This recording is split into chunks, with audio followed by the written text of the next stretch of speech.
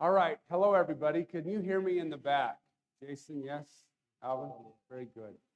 Thank you. I appreciate you all being here.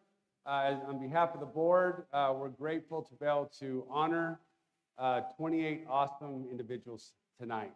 And I want you to know that the person that was going to do this was Mark Taylor, and unfortunately, he is sick. He feels terrible, and he would rather be here with you. And so Superintendent Carlson's asked me to be a part of this. So let us begin. Let me talk a little bit about, my name is Keith Meekum. I'm the Assistant Superintendent over secondary schools. So we can kind of manage this just a little bit. To my left, when I call the retiree up, I would like you to stand right here. So you can walk this way, or we'll have you stand right here. That's all right. Obviously, if there's a family member, feel free to get out of your chair, come up, embarrass them a little bit, get right there close, take a picture. All of that is excellent, excellent stuff. When we're all done, we are going to ask you if those that are retiring, the board would love to shake your hand. We only have 27 cords up here, so for safety purposes, we'll probably have them come out here on the front, and we'll have you come up one more time. When we're done with this, I know you would love to stay for the entire school board meeting. We plan on being done sometime around 10. So if you'd like to stay, we'd love you to stay. But if you would like to leave after this, you're more than welcome to head on out, and again, we appreciate you. So, well, we have pictures, but yeah, if you want to, that would be awesome right there.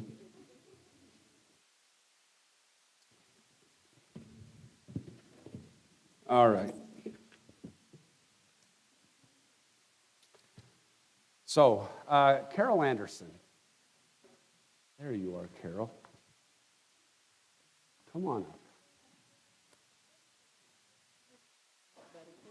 Alphabetical. It's always good to be A in alphabetical, unless you go backwards. Carol, here you go. By the way, each of our, what? Oh, time out. Don't be uncomfortable.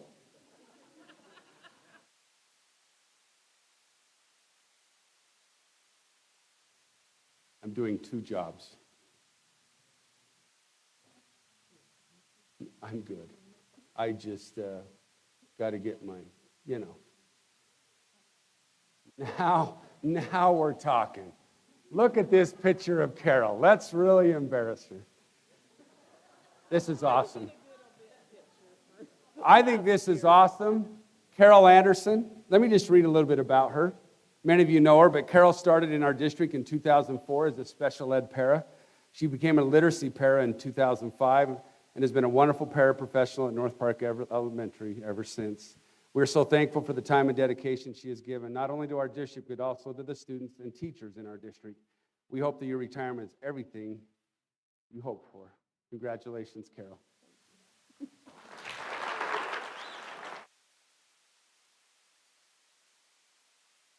Lena Arias.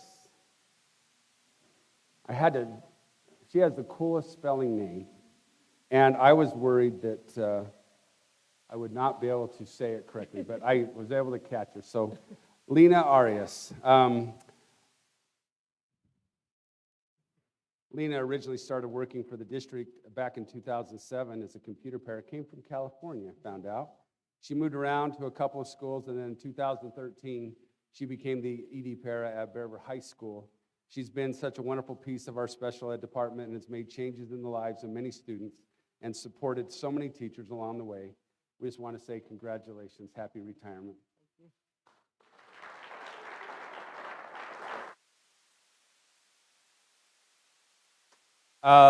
Linda Burns.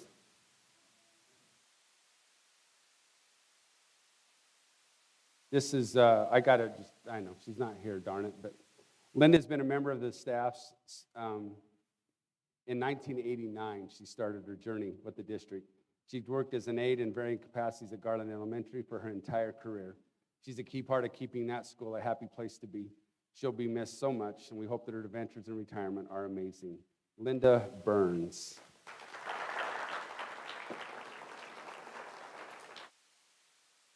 Stacy Church. There you are.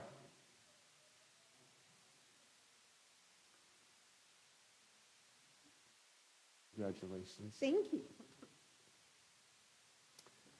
Stacy started her journey with us at the special ed department at Bearville Middle School. She finished her schooling and became a teacher at Box Elder High School in 2015, teaching special ed math. Stacy has touched many young lives and has the best personality to make connections with her students. We're so thankful for the time Stacy has given us, and we hope your retirement is the greatest. Congratulations. You bet.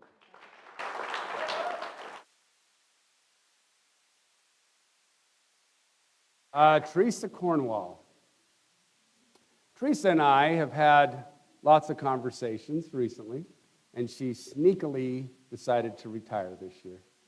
I didn't know about it. That's because you moved downstairs. Thank you. Teresa has also been with us a remarkable amount of time. She started her career in their district in 1989. She's been a speech pathologist at several locations in our district during her time here. She has made a difference in the lives of so many students and the way they are able to express themselves for years. Teresa's kind smile will definitely be missed. We hope retirement is a wonderful for her.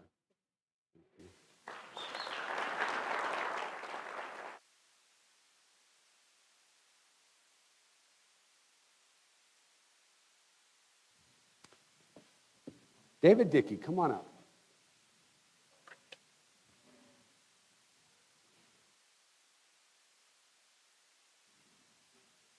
I actually hired David right before I left Box Elder Middle School. David started his custodial career in the district in 2018. He's been a custodian at Box Elder Middle School during the length of his career. He is hardworking, cares about his school. He makes sure it is a great place for the students and staff. We will miss his fun and kind personality. Thanks for all you have done, David. Have the best retirement. Thank you.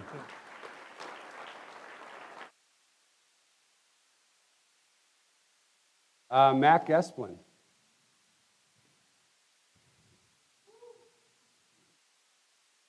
I like that. A little rambunctious would be really good.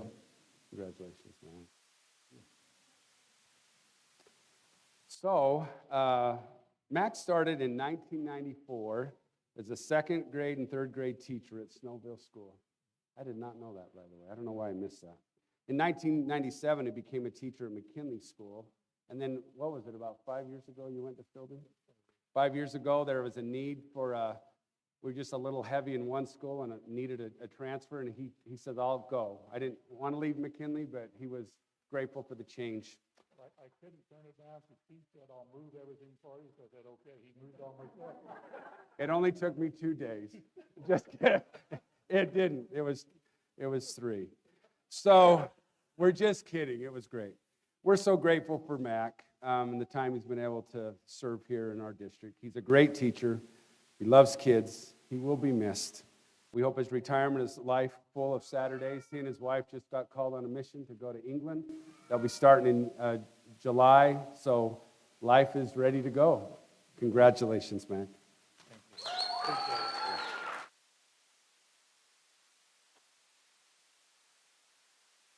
Thad Hansen, where's your cap? That's all I've ever remember you as, right there. Come on up.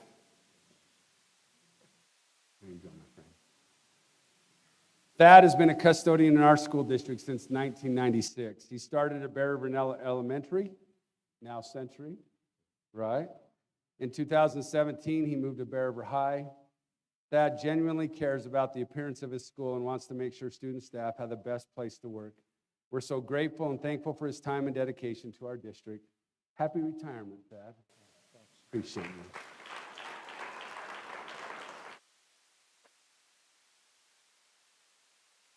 Saker.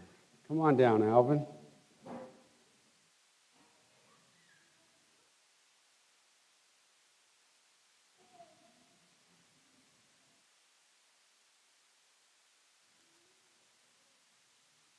Congratulations.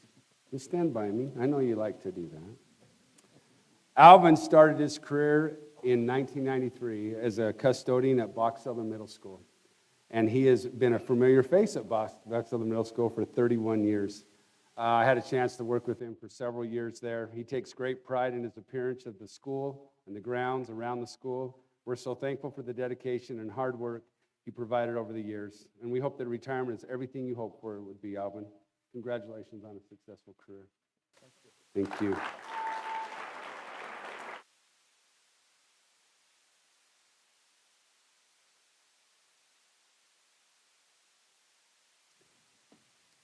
Ann Jenkins, come on down. You're right here. Come on over. Thank you. I asked Ann earlier, I said, are you ready? And she goes, oh yeah, I've been planning this. And I'm like, this is so good. Ann started working with us in 2005 as a second grade teacher at Lakeview Elementary. She worked there until 2007. Then she moved to Foothill.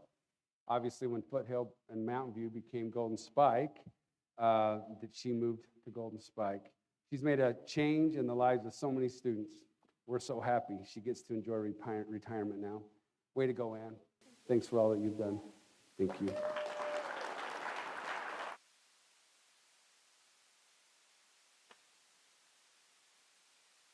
Is Stacy Lichty's family here?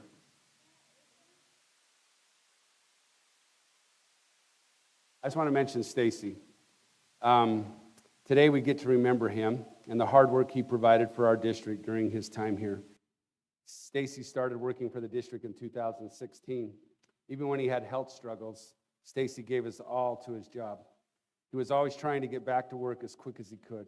We are so sad that he wasn't able to recover his last battle. He passed away recently. Rest in peace, Stacy. Thanks for everything.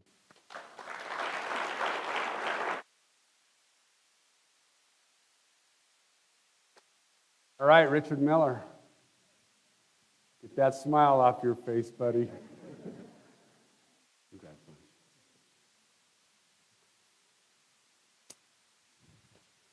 Richard began his career for the district in 1990 as an applied tech teacher at Bearville Middle School. In 1994, he transferred to Harris Intermediate. He has been there ever since. He's been a bright light in the lives of many students, teaching them all the wonderful things he knows. We're excited for him to enter into the next chapter of his life. When you think about just a teacher in general, and you think about how many kids go through those doors, if you're a high school, you even get to see more, but the impact you have on kids when you start thinking of a career like this. Anyway, to all, just an amazing thing. Congratulations, Richard.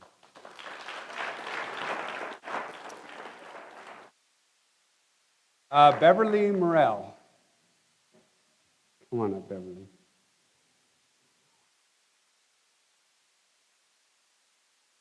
I love that.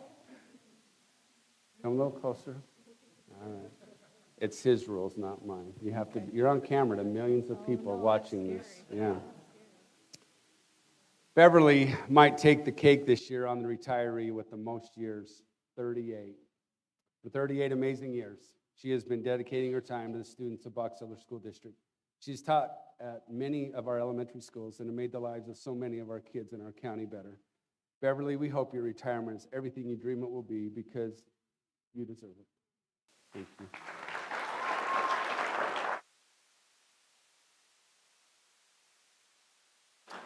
Kathleen Mortimer.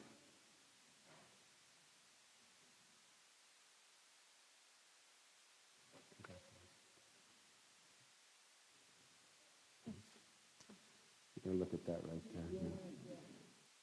Kathleen has been working in our district since 2012. She as a functional para at Bearville Middle School for the entirety of her career. Working in special ed requires a great deal of love, kindness, and patience, and Kathleen has all of these traits. We are so thankful for the years she's given to our students. Enjoy your retirement, Kathleen. We will miss you. Thank you.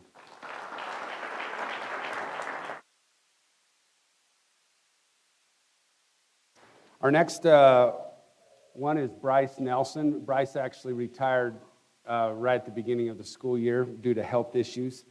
He was at Box Elder High School for all that I've ever remember him at. And he worked hard for the students and staff. We are thankful for Bryce and all the time and dedication he gave to our students and staff at Box Elder High School. Bryce Nelson.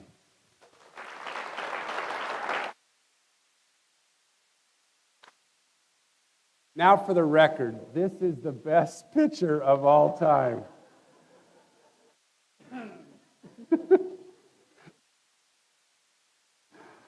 I want you to know I didn't even know Marty's name was Marvin until today. No, just kidding. But really, everybody knows him by Marty. And there are so many things that could be said about Marty. The IT department is often forgotten, but the work they do is unforgettable. Marty has been in our IT department since 2001. He plays a key role in making sure the rest of us can actually work every day. Marty will be the very missed for his fun personality and his knowledge, but he has earned the time to do what he enjoys. Marty Nielsen, congratulations.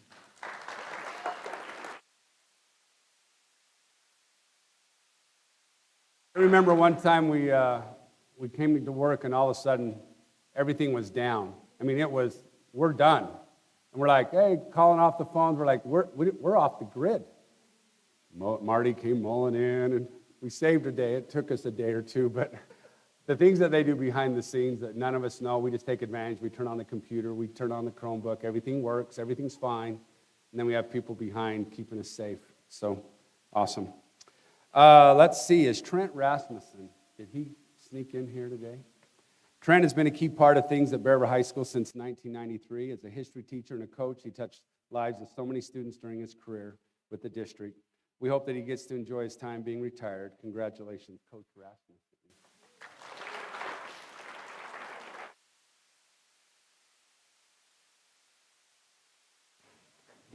We're getting close here, folks. You guys have been very patient.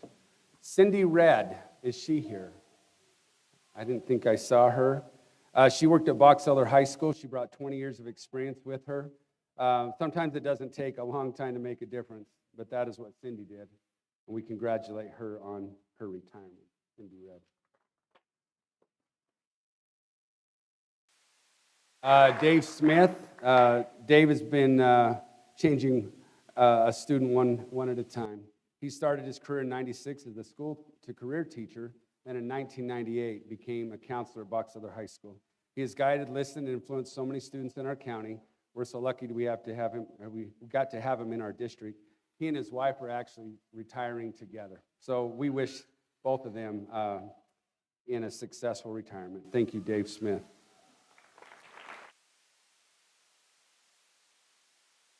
His wife, Michelle, she worked for Utah State and other IT entities, and she joined Box Elder High School in 2015 as a CTE business teacher. She brought a wealth of real-world experience and brought it in and just did a great job at Box Elder High. And again, we congratulate her and Dave on their retirement together.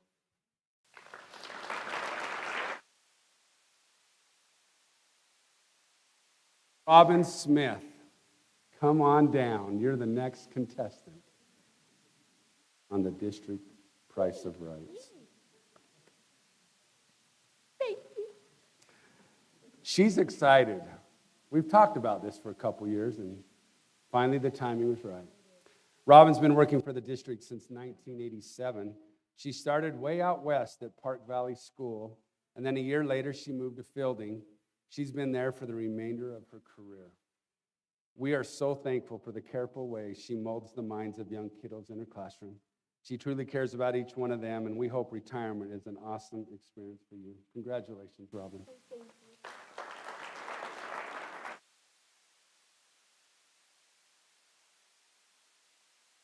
Is Peggy Stewart here? I didn't think I saw her. Peggy has been getting kids to school safely since 2013. Bus drivers are such an important part of education. And by the way, I have no idea how they do it. You're in charge of everything behind you and everything in front of you. And I don't know what that does. It doesn't seem like it should work. We're so grateful for her, though, her attention to detail and safety, that she's always taking care to get her kids to school. And again, we congratulate Peggy on a great career. Thank you, Peggy Stewart.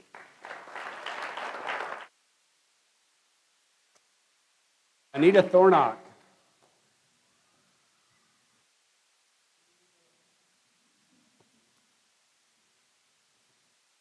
It's a lonely walk down here, but there's a lot of people cheering for you. Anita has been serving our students as an amazing cook since 2004. She spent some time at Lakeview, Box Elder High, and Discovery. School cooks are so important. You're going to have to look at that picture right there, right there, right there. This is kind of, anyway, because school cooks are so important because they make sure our students have fuel for their brains. Thank you for taking care of all of our students and making sure they have what they need to learn each day. Happy retirement. Thank you, Anita.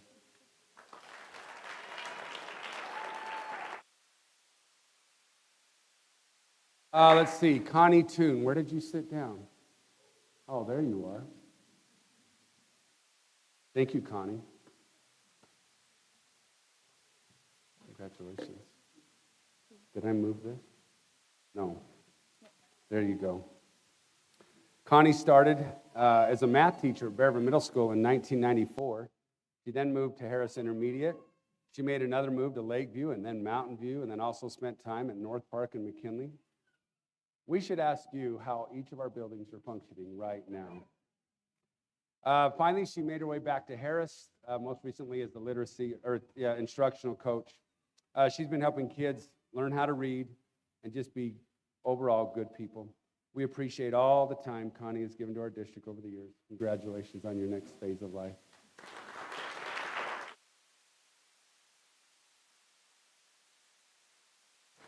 You have been very patient.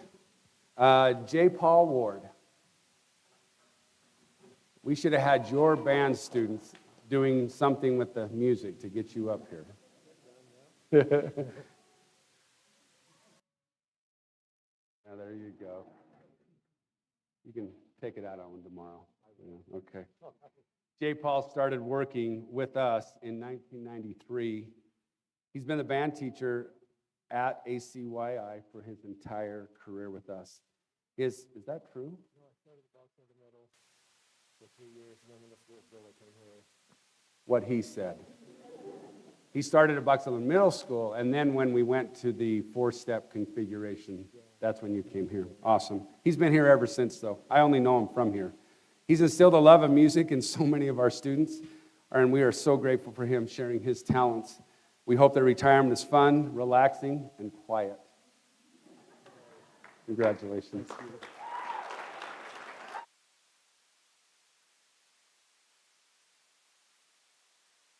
Just have 2 more. Allison is in Hawaii. She's already celebrating. But I wish, maybe she's online, right? She's online. She's not on the beach or anything like that. She's watching. Allison started as a teacher at Box Elder High School in 1995. She was the CTE teacher. She has been a principal and most recently the CTE director at the district office. She has a wealth of knowledge about the inner workings of CTE that will be greatly missed. We hope that retirement is good for you and you get to spend it with your family doing all the things you enjoy the most. So Allison, I hope you're having a great time in Hawaii. It's 85 degrees here, so. Just kidding, it's not, but have a great time.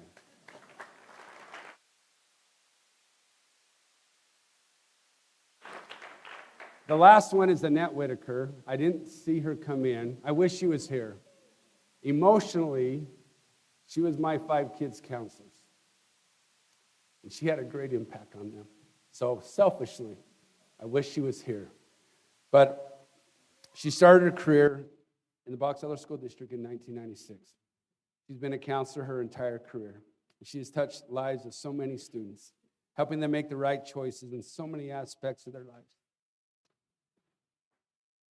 I'm sorry. We are so appreciative of the difference she's made for so many of our students, and we sincerely hope she enjoys her retirement. So, Annette, thank you.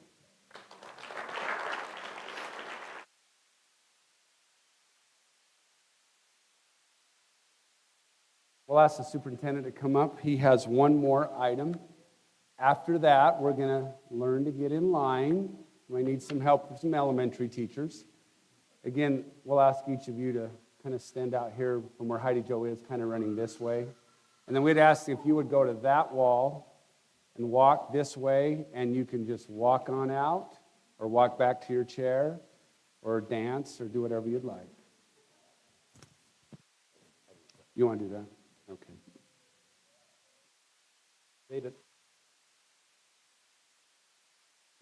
Test. They can hear that. Okay, just tonight, we're not having a retiree, but we have somebody who's going to be done with tonight's board meeting, and that's Alyssa Lyman. So, Alyssa, would you come up, please? Each year, we have give her a big hand.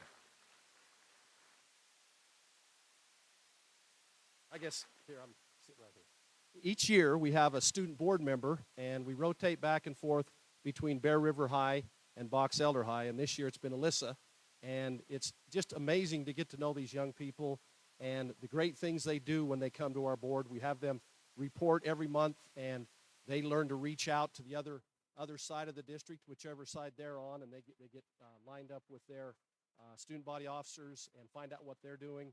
And she reports on things like food drives and fun dances and some of the really cool things. And a lot of times we're in some hot and heavy discussions, and we turn to her and say, well, as a student, how does this affect you? And she's been able to do that. And so it's a great plan that we have. Alyssa's done a great job, and we're just really happy that we get to honor her tonight as we honor everybody else here now. So thank you, Alyssa. Okay. And I think Connie has something for her. Now, legally, she gets to wear that. A few years ago, we didn't let students wear those kind of things. Go ahead. This is tradition, Alyssa. And because you've been on the board, we want to make sure that you're wearing the proper attire.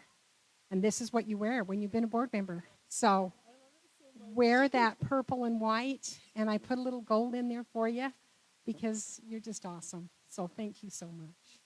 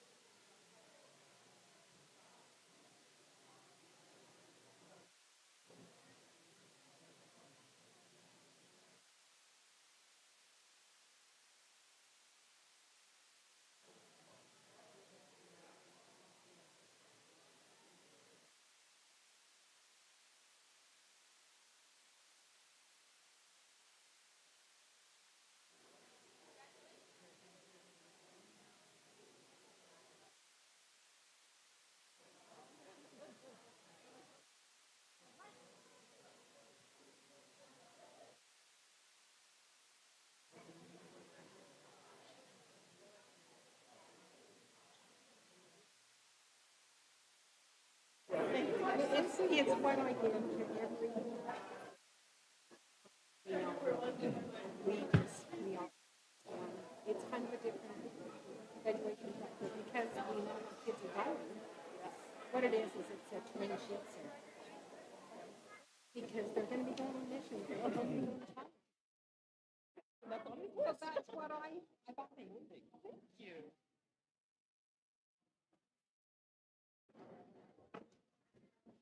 I hope they can hear us tonight. Yes, they can. We speak loud. Okay, okay, that works.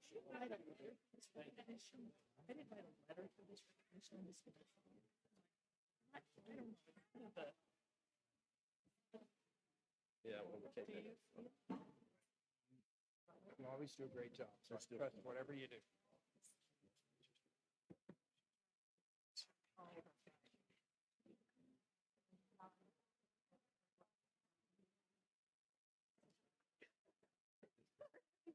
Barbara said it would It should be hot.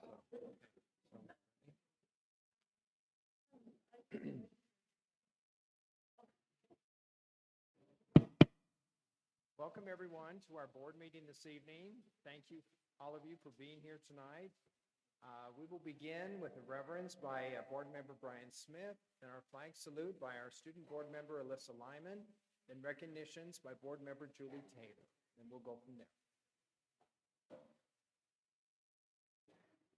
Our Heavenly Father, we're grateful to be here this evening. We're grateful for the recognitions that have been given to so many that have served so well, the students of our school district. A blessing upon them as they move on in their lives, that they will find joy and continued service. We're grateful for those who continue to serve the students of our district, and ask a blessing upon them to always do things that are best for the students of our district. And now at this time, we ask a blessing upon each of us on the board as we discuss important affairs of educating our students, that we will keep in mind the needs of our students and always strive to do what's best for them. And we're grateful for the country that we live in, the community that we serve our country and protect our freedoms, and ask blessing upon each one of them and their families. And we say this in the name of Jesus Christ. Amen. Please stand and repeat the pledge with me.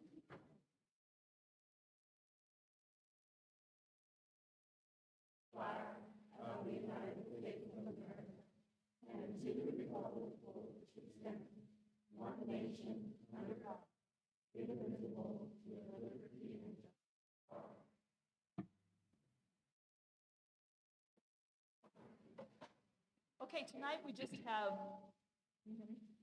Okay. One recognition tonight is going to be our Box Elder High School Theater Department.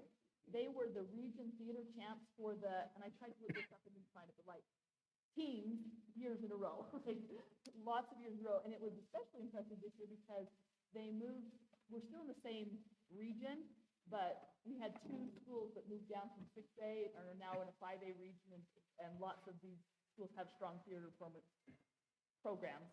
And so it was impressive that they were still region champs once again.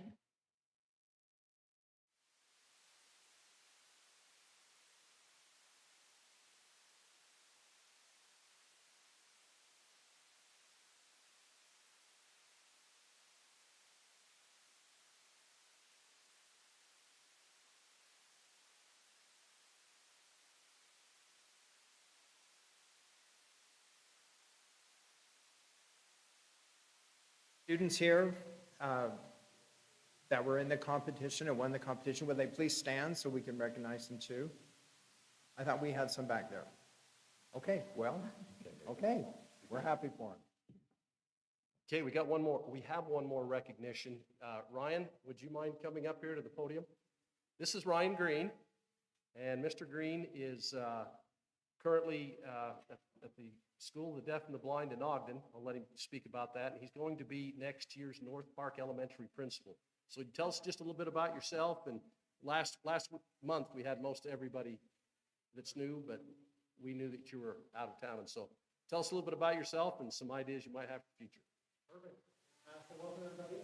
My name is Ryan Green. Yeah, I'm currently at the School for the Deaf and Blind. I'm on the blind side as a director of education and for their campus programs there.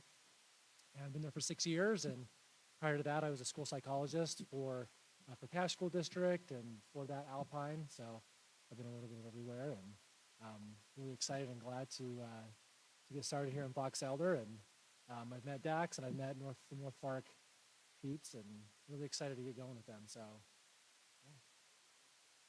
Oh, glad to be here. Thank you.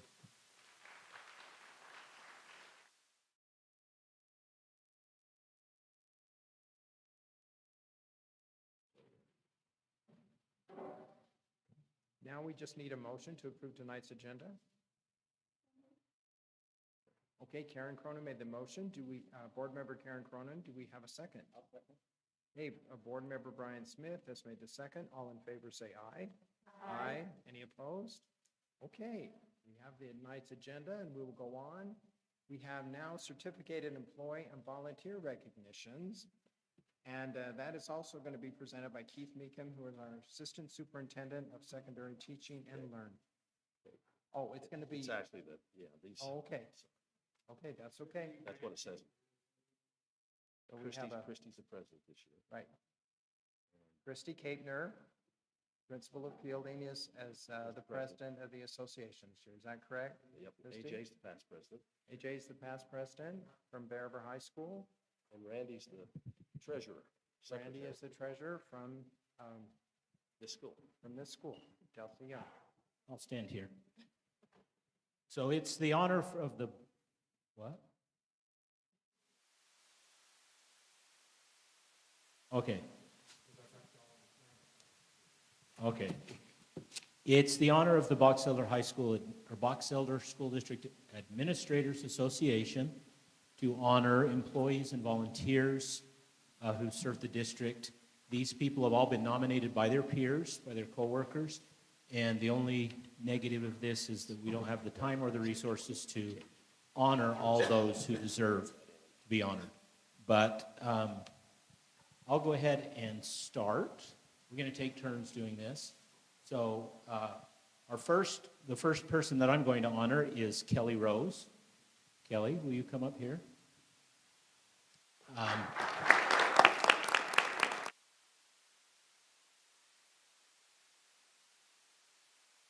And we have a plaque for her, and we also have a certificate that has the tribute that the person who nominated her put. And we're not going to read them all because we have some great employees, and their colleagues were very good to them. But just some highlights. Kelly will do whatever she can, not only for the students, but will bend over backward for any teacher and staff to help them out. And I had the privilege of working for a year with Kelly, and it was an honor to watch her impact in a positive way the lives of students. So, Kelly, thank you for the outstanding related services.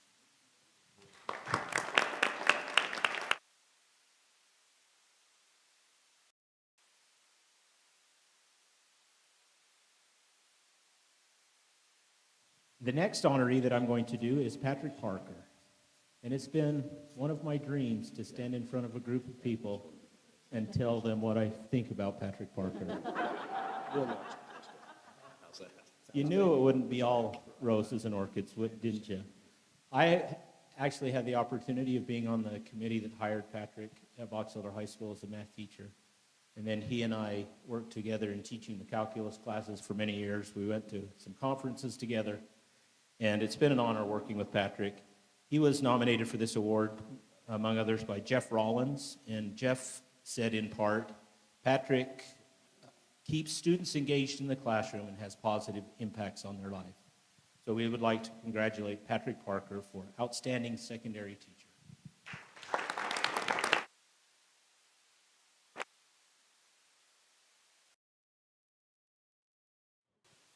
Our next one honoree is Mark Taylor, and as was previously mentioned, he's quite ill and is keeping his germs to himself. So thank you, Mark. We appreciate that. I had the privilege of working with Mark for 2 years as we were fellow assistant principals at Box Elder High School, and Mark is a tremendous individual, and he's going to be deeply missed as he leaves Box Elder School District.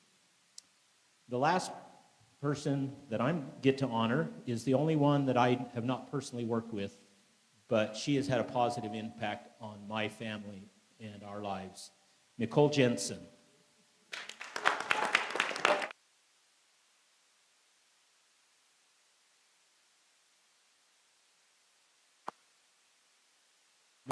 Nicole blessed my life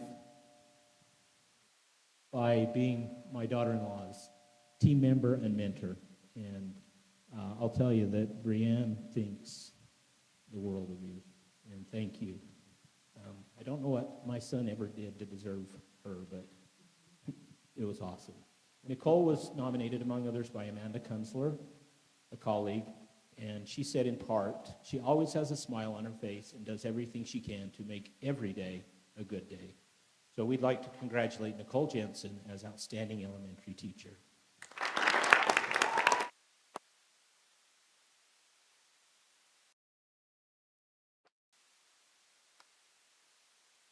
Hey, so I get to recognize some awesome people also. Okay, so if we could get Kristen Riley to come up.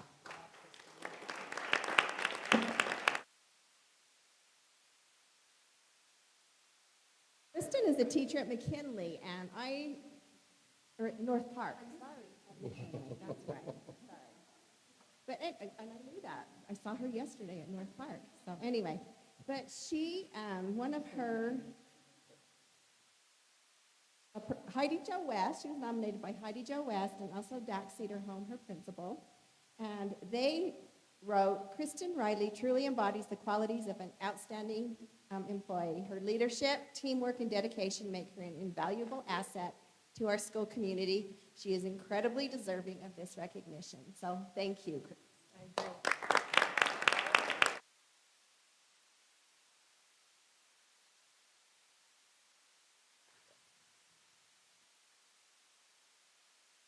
Our next one is Brady Holder.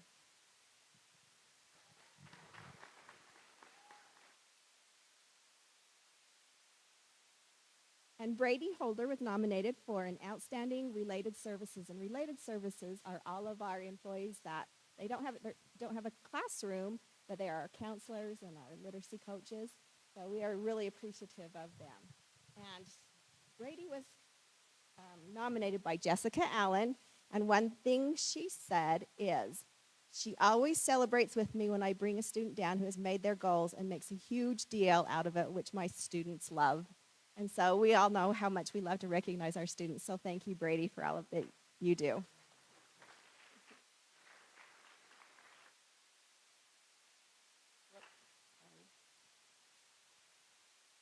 Okay, and now I was really excited to give these. One of the outstanding volunteers I know, but the other one I just get to meet tonight.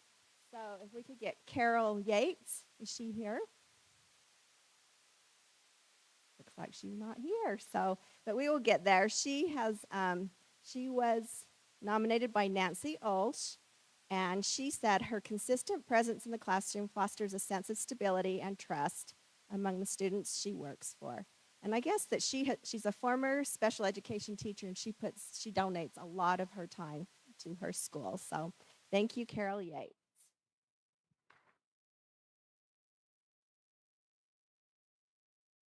And our next one is Carolyn Michaelis.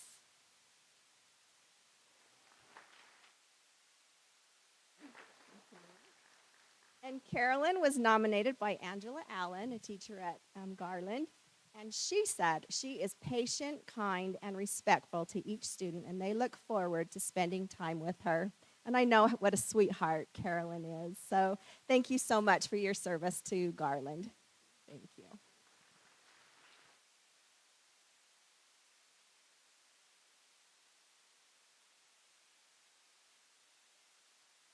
Hey, it's me. I get the honor of recognizing our outstanding secondary teacher, Joelle Beard.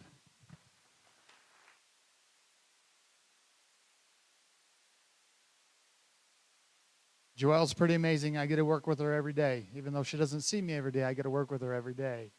No, she's awesome. One of the lines says she's a teacher that people and fellow teachers can look up to and ask for help. So she does amazing in our language arts department. She teaches our concurrent enrollment. She helps coach swimming, and I'm sure there's lots of other things she does, but she's pretty amazing. Thank you, Joelle.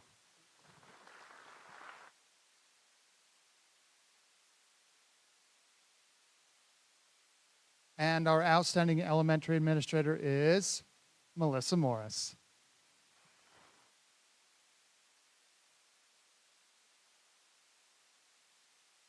If you know Melissa, you already know how amazing she is, but this is kind of cool what it says.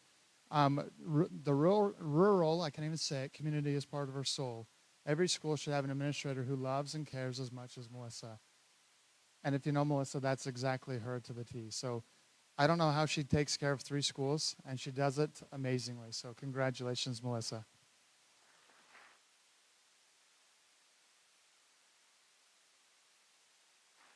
And last but not least is our outstanding secondary administrator, and that's Taylor Jackson.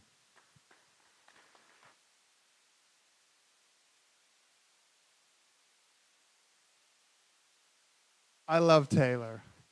I get to work with her every single day, and it's pretty cool. And she taught one of my daughters. Well, she taught my only daughter. That's funny, but she's amazing. Anyway. She's great. She works hard. She does everything. She's not scared of anything, but you know she's scared when her hands shake. So for handshaking, she's a little scared. Other than that, you wouldn't even know that she was scared. So congratulations, Taylor.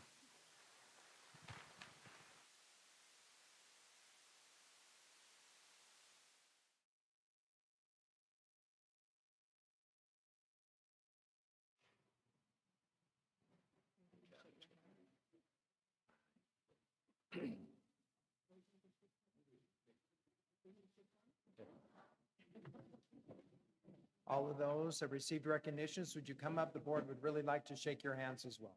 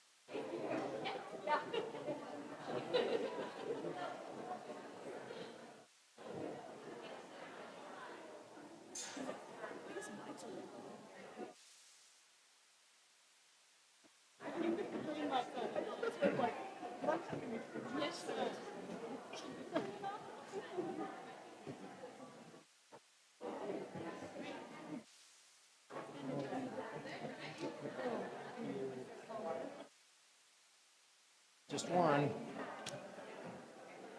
Where do I know Tom?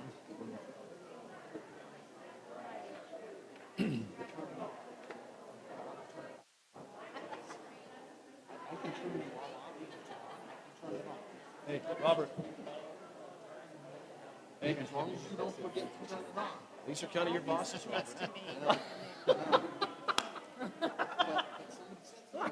will. I'm going to put it right here close to the camera.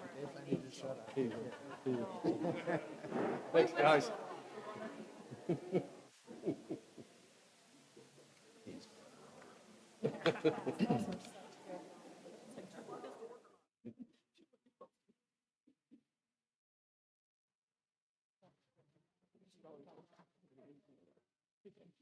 Yeah. Pretty weird, isn't it?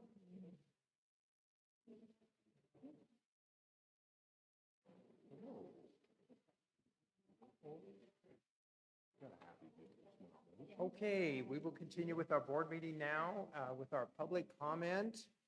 Just a few, just need to go over policy 1110 at this time about public participation in board meetings, just to be aware. Patrons, we ask that you state your name prior to making any comments, first and last name. Also, individual comments will be limited to 3 minutes for an individual. If you're here with your group, you can use 6 minutes. Also, comments will be taken in the order signed up on the sheet, and handouts can be used. If you have any handouts, you can give to the board. And also, the board will not take final action or have discussion on items presented during public comments unless the item is already on the meeting agenda. We are here to listen to your comments. Also, comments on personnel issues will not be allowed during public comments. And tonight, we only have one individual, and that's Tom Little. I know Tom's here, I saw him, so come on up, Tom. Yes. Right up here, please. Tom, I think AJ might have turned the mic off. So would you please turn it off? Thank you. That, is it on now? No? Yes? I have to talk right into it. I'll just hold it. Is that okay? So I'm just concerned about the schedule changes primarily. So as a teacher, I'm concerned that I'm losing more instruction time. I already feel like I've lost a lot. I'm a dual immersion teacher, which I feel like there's already a tight amount. So losing another hour is a big, big concern for me. And then as a parent, I'm concerned for my children. I have a kid that's taking 2 or 3 AP classes next year, and losing that hour, I still, the same curriculum still going to be taught in that hour, and I don't know that the time given to planning is going to make up for that lost hour of instruction. I just I mean, this is the first time I've ever come and made a comment, but it just concerns me. I'm losing more and more of the time with students, and that's why I'm here. I'm here to teach and be in the classroom with kids, not meet with my colleagues. I mean, I meet with them when I need to, but I need to be with kids. So that's my 2 cents in a minute. So.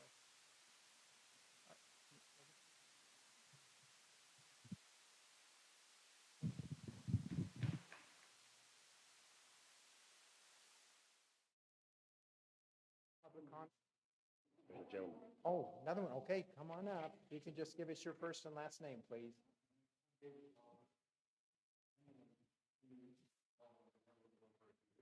Okay. How do you spell that? SCHABER. Did you get that, Keith? We're okay. Okay. I'm new here. I've been here a little bit over a year, and I have read over what this gentleman just spoke about. But there's another issue that I have with the intervention program. We are losing time as it is, but we also have this intervention program that we give 45 minutes to our students to stand outside and lollygag instead of addressing their educational needs. Our teachers are in there to teach or build structure with them, but our students aren't choosing to be in there, and they're failing themselves, and the teacher is trying to teach, and students aren't showing up.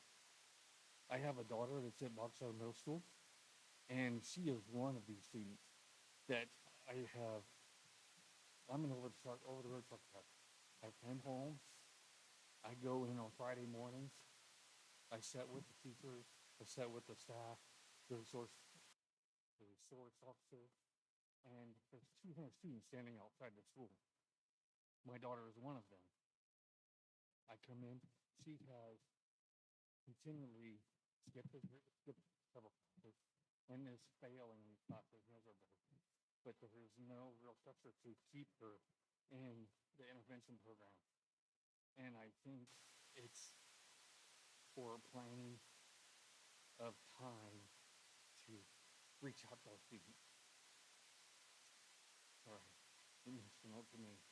Because our students are in there to be taught for the rest of when they become adults. And what are they learning by standing outside during this intervention time? Nothing. They're learning how to slow up school, how to disrespect their adults, disrespect their teachers, disrespect what their parents, because they're outside with no real structure. Disrespect's not on me.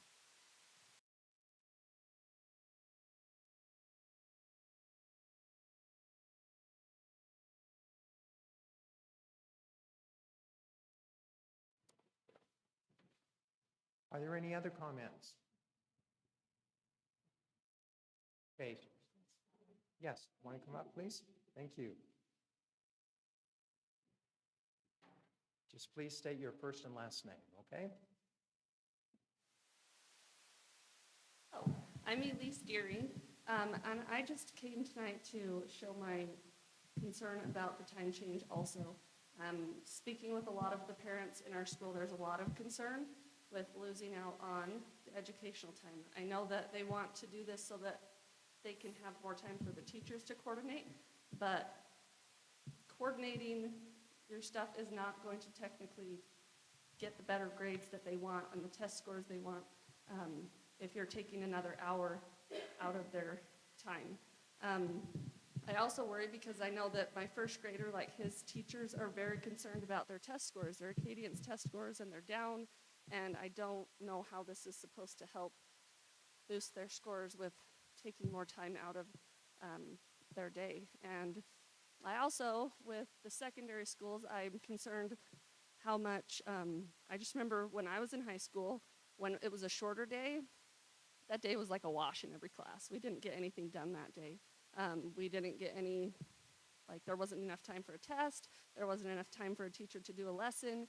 So I just worry these high school students, they'll either not go or they'll go and it will just be a day of doing nothing. And then now we're down to a whole entire day gone for these students who really need it.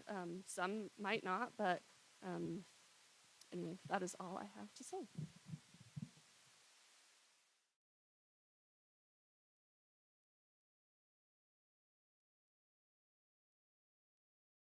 Okay, thank you all. We appreciate your input tonight.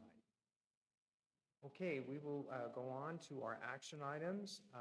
The first action item is approval of school schedules, and Steve Carlson, our superintendent, will tell us about that. Okay, as you know, we talked about this last month, and after we talked about it, we presented 6 ideas to the school board, and after that, we sent a survey out to parents and teachers, staff, and from that, we learned that absolutely one of the possibilities we put on there was late start Wednesday. That was very much not liked, and so through listening to all of the concerns and comments, we still feel strongly that more preparation time and more collaboration time in our secondary and more specific time. The research shows that teachers having that time really pays off. There's a lot of research done in Finland, Japan, and the amount of time they have as direct instruction is far less than we have, but they spend a lot more time together creating their lesson plans, creating their common formative assessments, going over all the information that they have. So the research shows that the more time you have for this, the better it is. So after taking all that information, and Heidi Joe, Assistant Superintendent West, and Assistant Superintendent Minkham prepared a, I guess you'd say somewhat of a video where they both explained the rationale behind what we want to do, and they sent that to all of the staff members and all the parents in the school district. And they asked for feedback. And in the feedback we got, I know Mrs. West collected that. Mrs. West, do you want to talk a little bit about some of the numbers and some of the items that you heard on a consistent basis, please? Or we let parents know that they could reach out to us, parents and teachers and stakeholders, community members, through email or tonight in public comment.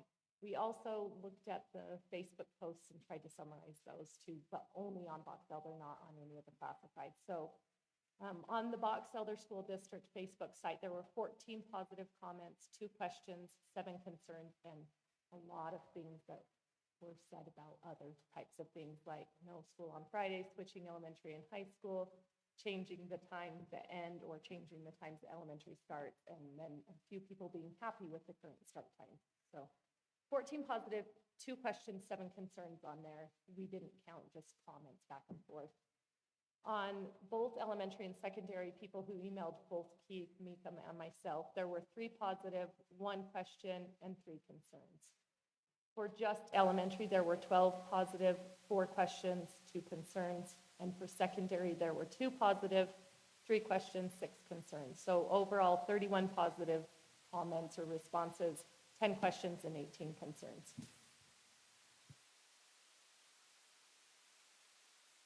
You have anything to share?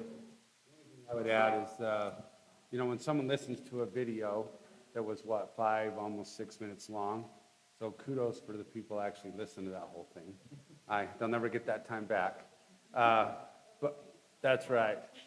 I don't know what you do when you like it or you don't like it, but they had a thumbs up or a thumbs down. And we had 91 ups and no downs. Now, that doesn't mean that someone who didn't like it, took the time to do a thumbs down, but that was the feedback, 91 ups and 0 downs, just on that particular, listening to the video. Maybe they just thought it was really good that David Blake put it together, and that was a thumbs up for Dave, but that was our feedback there.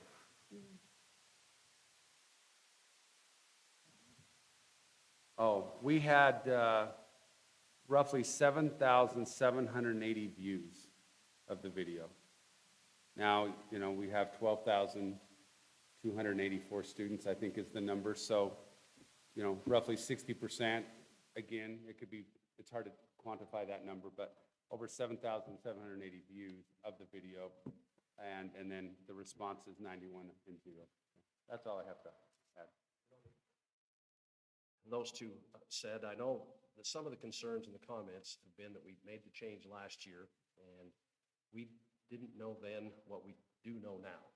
And some of that was, one of the things we did is, with our collaboration teams for the secondary schools, we gave them the option to do it at different times. And it's very hard to do anything after school for secondary schools because of all of the activities and all the things going on.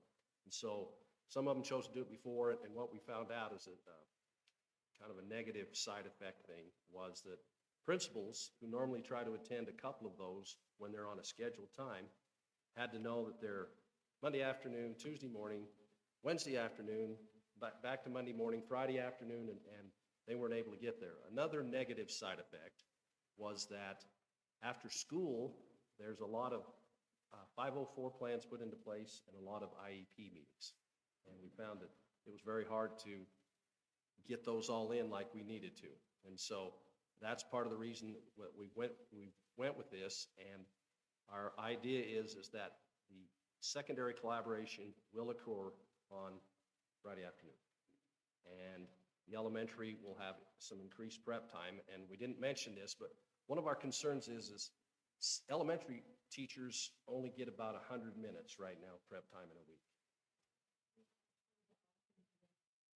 Suggested by the board didn't increase prep time. Remember, we wouldn't be leaving at 12:30. We would be leaving at 1:30. The teachers, most of the time, elementary teachers spend most of their collaboration time talking about literacy and language arts. And our elementary scores reflect that. We do quite well against the rest of the state. But our math scores, we don't do as well as we do with the language arts, and we're hopeful to find a way to get more time for our teachers to prepare and make sure they're on the same page together. If it's really a long, drawn-out process to understand collaboration time. But it's more than just teachers sitting together and talking about what they're doing. It's really a complicated, spiraling issue where they work very hard. And so with that, I think, we've tried to take into concerns everything. We did hear a lot about the possibility of the 4-day week.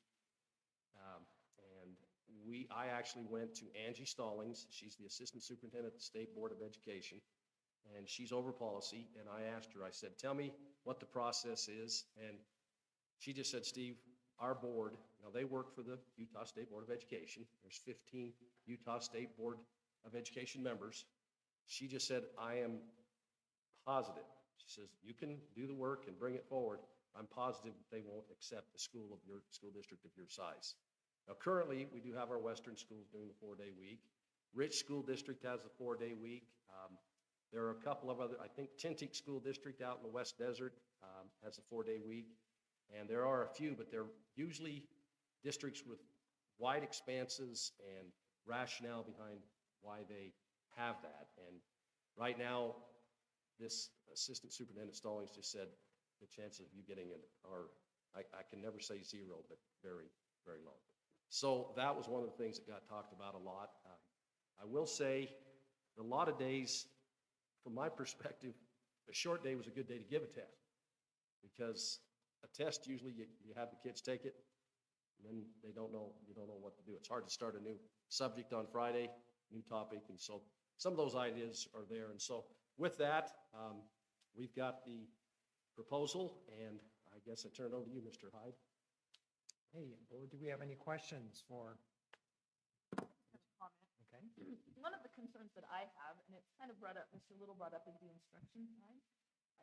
I do believe, now I'm a teacher myself, and I do believe that increased collaboration time is beneficial for teachers.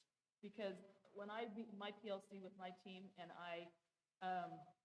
it takes me about 15 minutes to even to talk around and try to get to the point, not the point, but bounce ideas off of each other where we can get to a good solution. And it takes that time. And I really, and at an elementary level, I'm high on math. And so I appreciate that we want to give increased time. But I am concerned about loss of instruction time. And I'm more thinking of it in secondary schools, although I know elementary, especially DLI, they have a big thing to do there. But one of the comments that I read that they shared with us was that we have less instructional time, and for some of these high school classes, and particularly I'm thinking of concurrent enrollment classes, where we're asking our students to take a college level class in a trimester that is a semester college class, and we're losing time. And I have children in that situation. I think, what are we missing? What are we skimming over? Where's their depth of knowledge? So I am in support of the schedule change. I do think that is valuable time, but I do think that further consideration needs to be looked at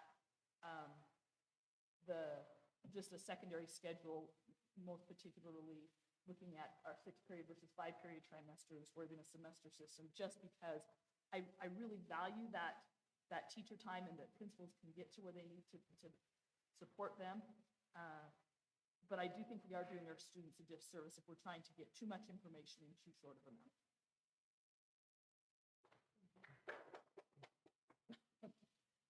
I'd like to make a comment.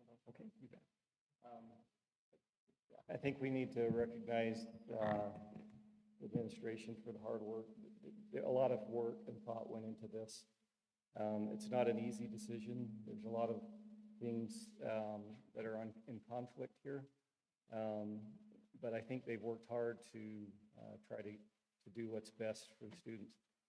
I do share the concern about less instruction time. And I think the answer to that is we need to continue looking at a variable schedule. I've heard from a lot of families that, and the scientific evidence is clear that high school age teenagers don't perform as well early. I really think we need to give families an option.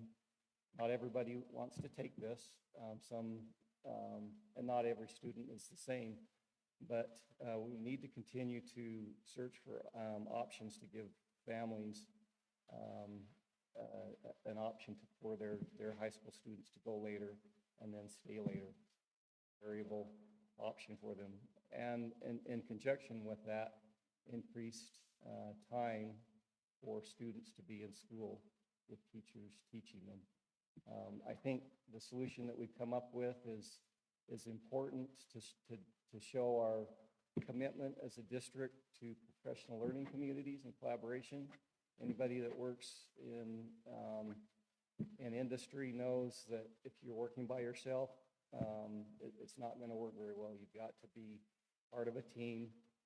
You've got to be collaborating with those that you work with. So this shows our commitment to that, but I think we need to continue to look for solutions to provide more instruction time and options for families to go later if that's best for their child.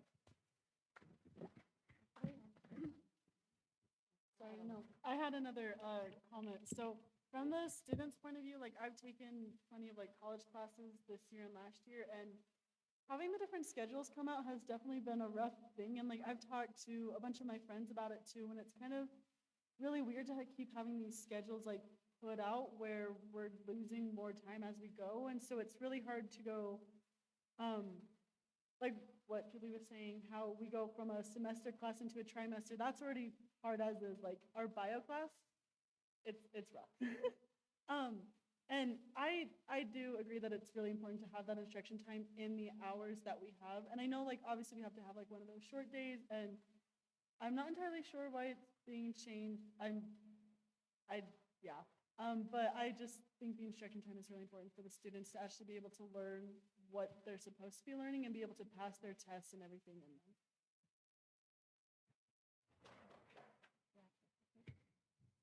I just wanted to throw in that I agree with what has been said. I also know that our elementary teachers are really working hard to get everything done in a day, and to have some prep time that is their own to do what they need to do in their classroom is as important as the PLC time and collaboration. And that I know that it's being worked on. I think what we have come to, what is being proposed tonight and voted on tonight is a step in the right direction, both for our secondary and our elementary. But there's more work to be done for elementary teachers and their prep time. And we need to keep fighting for and looking for ways to provide more in-class instruction time for our secondary kids. They need it. I'm a firm believer of that. So I do think this is a step in the right direction. I don't think we're done yet.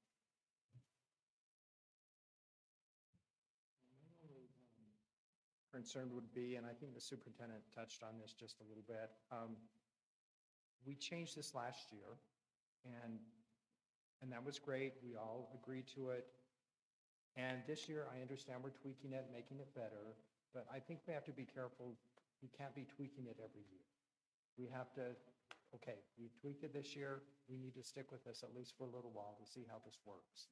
Because I think we have to be aware of parents and teachers, classified, everyone, that it affects their schedule as well.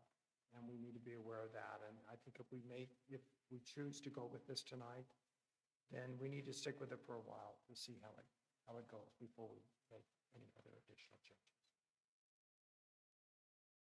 Any other comments? Yeah. Karen.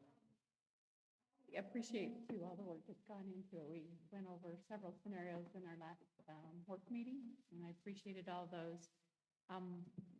One of the scenarios that we went over was giving more prep time to the elementary teachers, and basically keeping secondary the same. And from the comments that I've received from several parents in the teachers in the secondary area, while they do appreciate the PLC time, what they really want is the instructional time. So I told them that I would voice that they're concerned also about losing that instructional time, and they felt like that was probably, I mean, both are important, but if they had to choose, they would choose more instructional time over more PLC time at the secondary level. So one of the options we went over was giving more planning time to elementary and keeping the secondary the way it was, and that would be what I'm hearing from teachers that they would prefer. Yeah. What I don't want to change it again next year. I don't feel like that's fair. Parents, students, or teachers. But I do feel that we need to get to a balance with prep time so that it's fair for our staff at the elementary level. What are the implications if we push this off and vote next month and try to find a way to balance that more? I don't see there'll be very much. I mean, that's busing, and I don't think that'll be a big difference if we do it in June. But I don't think we'll have any more information by then either, so I don't see it be any different next month or this month. I would just say, all the schedules are going to be created, and the sooner you do that, the better. I would also say that parents are going to need to start making adjustments for Friday, and the sooner you can, make that decision, the better it's going to be to find out, babysitting needs, daycare, carpools, potentially. So the longer we wait, our schedules will work, and we'll just adjust, but it really will probably impact parents' schedule more than it would the schools. Also, principals are putting together master schedules and notifying paraprofessionals and support staff of whether or not they'll be back next year or what options they have available for them. And so, they're a little urgent. They would like us to make a decision. So. Can I make one more Julie, comment real quick? Julie had-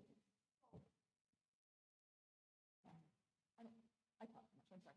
So this is how what I think with the schedule. I really do feel like some of the teachers that say we don't need extra collaboration time, I really think that, I don't think they're going to have, there's just going to be more time that they can actually do their personal prep. I don't think the collaboration time would necessarily be that much longer for secondary teachers. There's other ways to use that time, but I do know that effective direct instruction is very, far more effective than trying to intervene afterwards or to, is that the right word? Intervene? Okay, sorry. Like intervention, peer-to-peer intervention, yes. So when you plan and you know what you're going to do and you know how you're going to react and you can bounce ideas off of others, that is extremely valuable. Because sometimes as a teacher, I'll be honest, especially my first year as a teacher, I was winging it.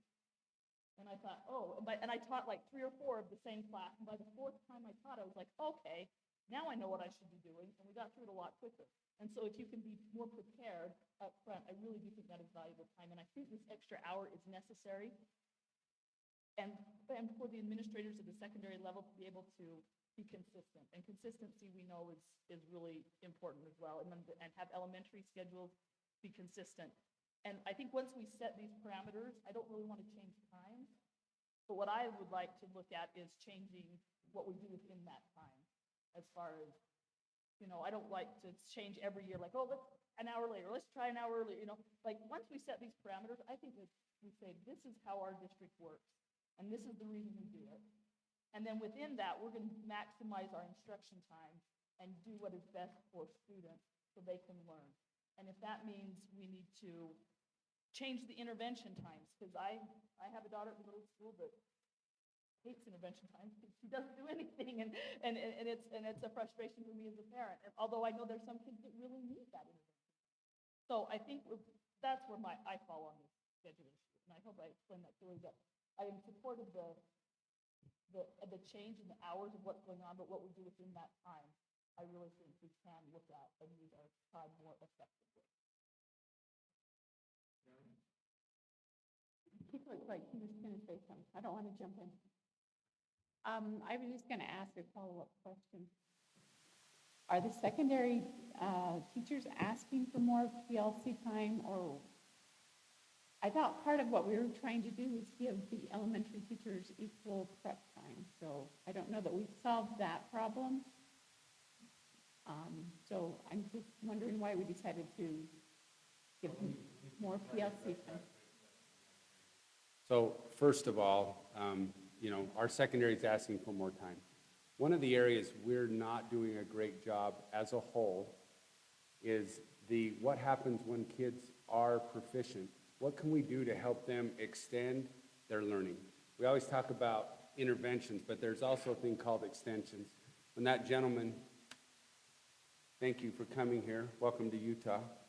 When that gentleman said, people are outside doing nothing but having PE or running around, that's not maximizing our ability to help kids see a future that's unknown. I mean, it's coming. I mean, things are changing, and we're going to have to find a way to connect kids to that world. And it's going to take time, and we're going to be more digital, and we're going to be more a hybrid potential. Like Brian had mentioned, this flexibility of schedule. We have people that like some online. We have people that want to accelerate. And so I think having time to create that will help us meet a future need that maybe we don't even see right now. But having an opportunity to say, not just what are we going to do with for a lack of a better word, the bottom 20% of the class that aren't making it, what are we going to do with the 80 that are? And how can we make them better? And how can we help them see a future and be excellent? We have great kids, but we could even do more with them, but they need time to plan those types of activities. And that's what some of this time would be. Now to your other point, which is a really good question. If the board decided to say, leave secondary the way it is, and elementary needs more prep time, because of busing, they're going to have to go to 12:30 on Friday. So they'd start at 9, get done at 12:30, because we need 45 minutes so that the secondary schools can start getting picked up at 1:13. In other words, if you keep secondary as is, then elementary can't just go from 3:20 to 1:20. They're going to have to go from 3:20 to 12:30 so that there's a 45 minutes. So then that would ask the question, do we want elementary kids starting at 9 and ending at 12:30? That's a 3.5-hour day. There's going to be a lunch inside of that day, and it is going to cut a typical day down to a pretty small day. If that is the case, what you may see are parents saying, let's go for a 3-day weekend, potentially. Now, that would free up elementary to have more prep time, which I believe they should. But there could be a little bit of a struggle for a parent to say, my day's only 3.5. For secondary, it's going to be a 5.5-hour day. I know it's not a 7-hour day, you know what I mean? But it's still going to cut some time. So you bring up a really good point, but that's the busing variable. And you can say, well, let's start school at, instead of 9, start at 8:30. Well, then the high school would have to start at 7, because there has to be a 45-minute deal. Or we have to come up with another plan to increase bus driver pay so that we can hire about 12 of them so that we can change it. And there's ways to do that.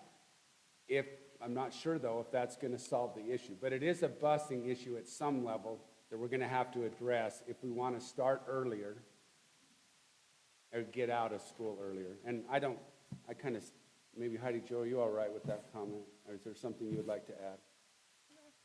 So, I think we all understand the issues. Well, since everybody said something, I'll put in my 2 bits, since it's going down the line. I have really struggled with this, and I too have a secondary ed teaching certificate in a CTE class that requires a certain amount of time for production to do things. And in that kind of class, by the time you get everything out, get it assembled, get it ready to go, have a short day really cuts into what you can actually accomplish in that CTE setting. And so I've really struggled with this.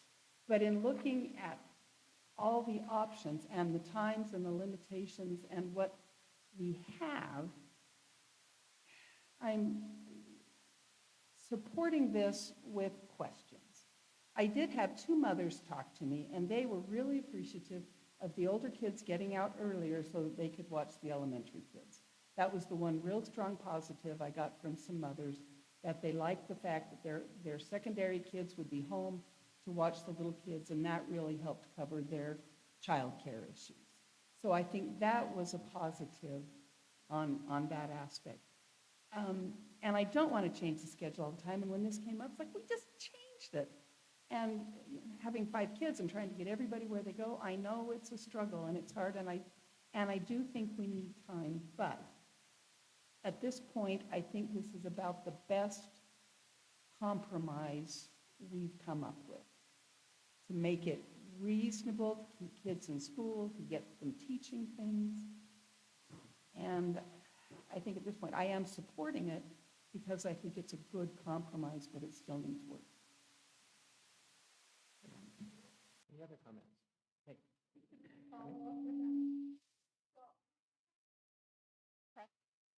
Not wonderful. But I'm also hearing we don't want to keep changing.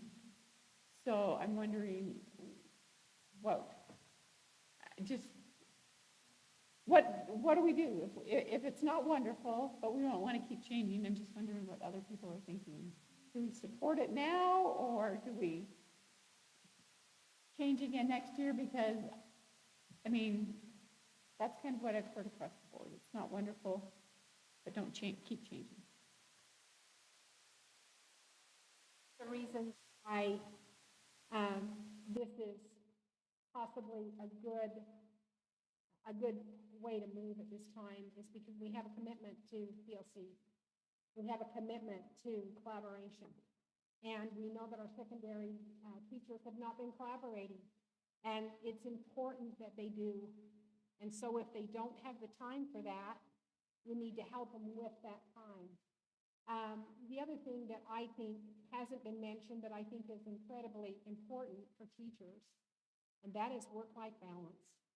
And I'm hoping that as they collaborate, that they help each other to have that work-life balance, that they share their gifts with each other in such a fashion that it helps them to be able to go home sooner and to be able to enjoy their life after school.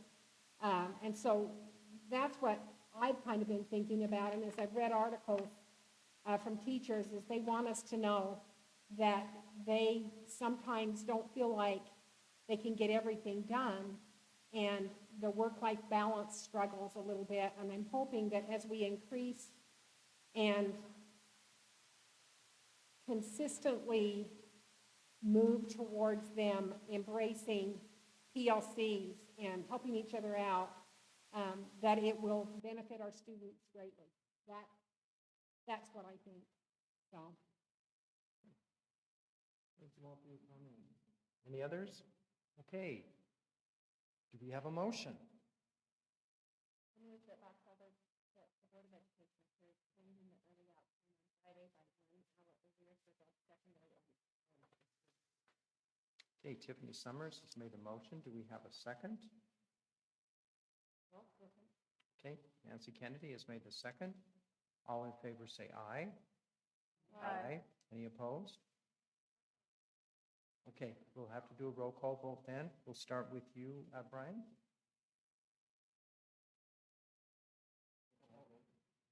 If we say it, said yea or no?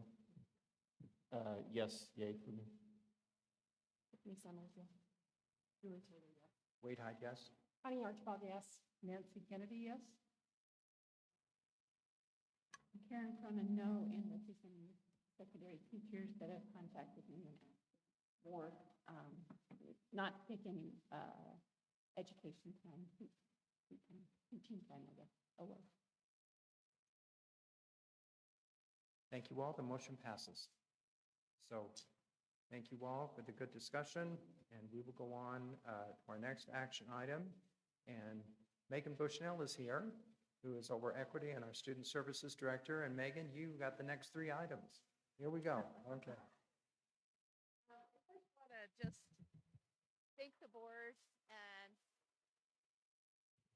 the board for taking into consideration just how much work you do. I think at every level you always think, kind of somebody at the next level, their job's, maybe a little bit easier than you think. And I just see how hard you guys work. And I also want to thank Marcy Hatch I had some things and some plans that I needed to do, and she was really patient with me. So anyway, for the three things that I have is the PBS plans, that's the positive behavior support plans, that the state provides funding for each school to have that and make a plan and come up with it. And I'm sorry that the format was not very friendly for you, but it was really nice for me because it was all on one sheet and both the beginning of the year and end of the year. So I move that the board approves the PBS plans as written. Any questions for Megan? A lot of work went into this, so thank you. Yes. Thank the principals or whoever the PBS coordinator is. I was surprised because I expected them all to be quite similar, and I was surprised that they weren't. And because I thought, well, the elementaries are going to be, and they really are very broad and very different. And I thought that was good. I appreciate that because schools are so different that it was nice. There are some things similar that I expected and wanted on those, like the suicide prevention, those kind of things. But then it was left up to them to put whatever their school needs were. Okay, do we have a motion? I'll move we approve the PBS plan, 24. Okay, Nancy Kennedy has made the motion, Brian Smith the second. All in favor say aye. Aye. Any opposed? Okay, it passes. Megan? So now to the next one. Okay, so the next one, I don't know, I need to give you guys a little bit of background. For our Title VI plans, in the past, we've been a consortium with Logan School District and Cache School District. And Cache was the one that kind of held the consortium. They're the ones that wrote the grant. They're the ones that held the funds. They're the ones that hired the mentors. They're the ones that created the plan and all of those things. I was contacted probably in March by Paula Hull. She's over federal grants for Cache School District. She had told me that she had found a discrepancy in the plan because for the Title VI grant, you have to have 506 forms filled out. That's the American Indian form that shows like the tribal number and that kind of thing. Not just if somebody marked on Aspire, I'm a Native American, you actually have to have the forms. Whereas they were just using all the people who said they were Native American and put that number into the grant, anyway, when Paula Hull found that, she contacted the Department of Education. They ceased funding or froze the funding in December. And then we just had like our counselors help kind of support those kiddos through the rest of the year. When we, as our three district leads, met, we decided that we all wanted to kind of do our own thing. And so I am writing this grant for Box Elder School District only. We were able to get 90 506 forms for our district, which leads us to, I don't know how they figure the money, but like around almost $26,000 for our students. So I got together Native American Parent Committee. Right now, I only have 2 people on it, but you just have to have 50% more than district personnel. So I'm trying to recruit some more, but it's just early stages. But we have been able to, we went up to Utah State for a senior trip, took a few kiddos, and we're going to actually have a senior banquet at Utah State with Cache and Logan to finish up. It's on Monday night. If any of you guys are interested in going, let me know so I can put you down. But it's at Utah State, and I made some personal phone calls, and we actually have, out of our 9 graduating seniors who are in the program, 5 of them at least are coming. So we haven't heard from a couple. So anyway, so back to the public hearing. I just have to kind of present this, saying that we are going to submit the plan. And so I guess, does this need to be 2 different parts? Yeah. A little confused here. So we have to open it up for a public hearing, so we just need a motion to do that. That was my fault. That's not, you're okay. We're learning here, okay? I move that we move into a public hearing on the Title VI Indian Indian Education Formula Grant. Okay. Julie has made the motion, Connie the second. All in favor, say aye. Aye. Aye, okay.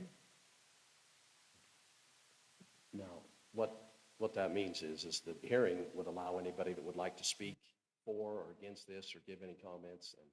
And I do think probably as you present the plan, was you planning on presenting that? Yep. in- Yep. I think we could keep the hearing open as you Okay. presented the plan, then close the hearing prior to the board taking a vote. Perfect. Yes. These are the nicest pictures I've seen. Oh, Tampa, everybody. Tampa. Thank you. This is the highlight of my late night news. Yes. I was like, woo. Yes. So with all that being said, Mrs. Bush now presents the information. If anyone in the audience would like to make a comment during the public hearing, the audience can make comments. They have to come to the podium so we can hear them appropriately. So that's open to everyone.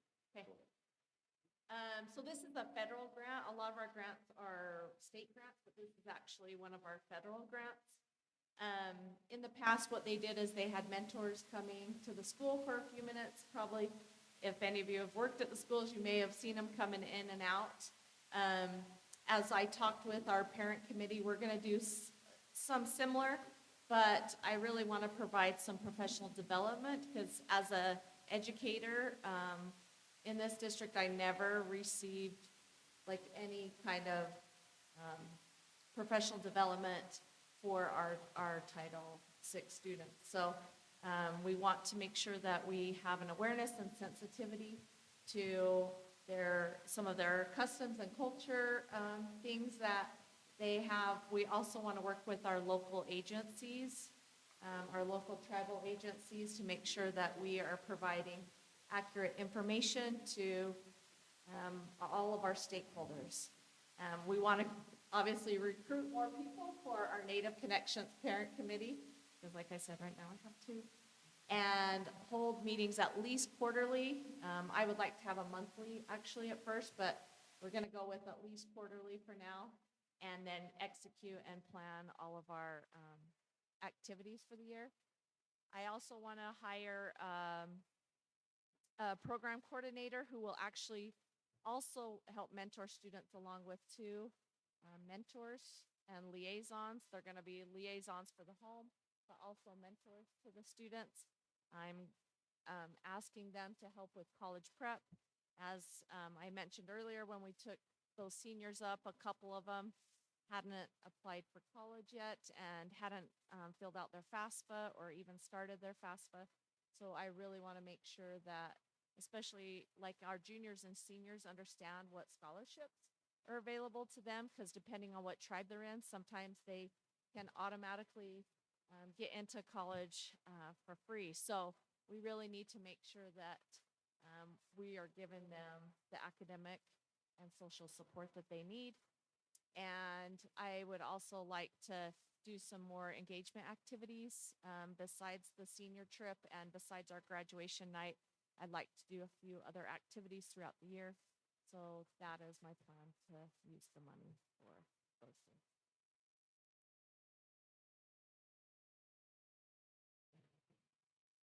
Can I ask? Oh, Yes. sorry. Julie, you bet. How did you get all the forms? Like how what So, was the process to do all that? So I had most of them cash, like our consortium had those. And then when we decided to break, they gave them to me. But then I actually went through Aspire, and this is something I probably need to work with Robert on. Anybody who's listed as Native American, Hawaiian, I went and we called all of those parents. Also the ones that say multiple, that one was the hard one, because with multiple, I had to look up every single kid to see what their multiple races were and determine if they did have that. We emailed and called each family. A lot of those families, like I said, like sometimes it's a grandma who's passed away, so they're having a hard time finding the tribe number. There are some families who feel like that's like a social security number, their tribe number, so they're not willing to give it away. And so that's another thing I'm going to have the liaison / mentors really be those people to go to the home, see if they can kind of be the support to get those numbers for those families that don't have a way to find those, try to help in any way they can. So yeah, we got some of them from them. You had to go through, and so thank you Yeah. for doing that. Yeah. Um, Wow, let's see. So I think we had about 100 and, I would say around 150, 160 who had identified as being Native American or American Indian or Alaska Native. But then once we called, like I said, we were only able to secure 90 so far. Is there another- That's it? You have a comment? I know that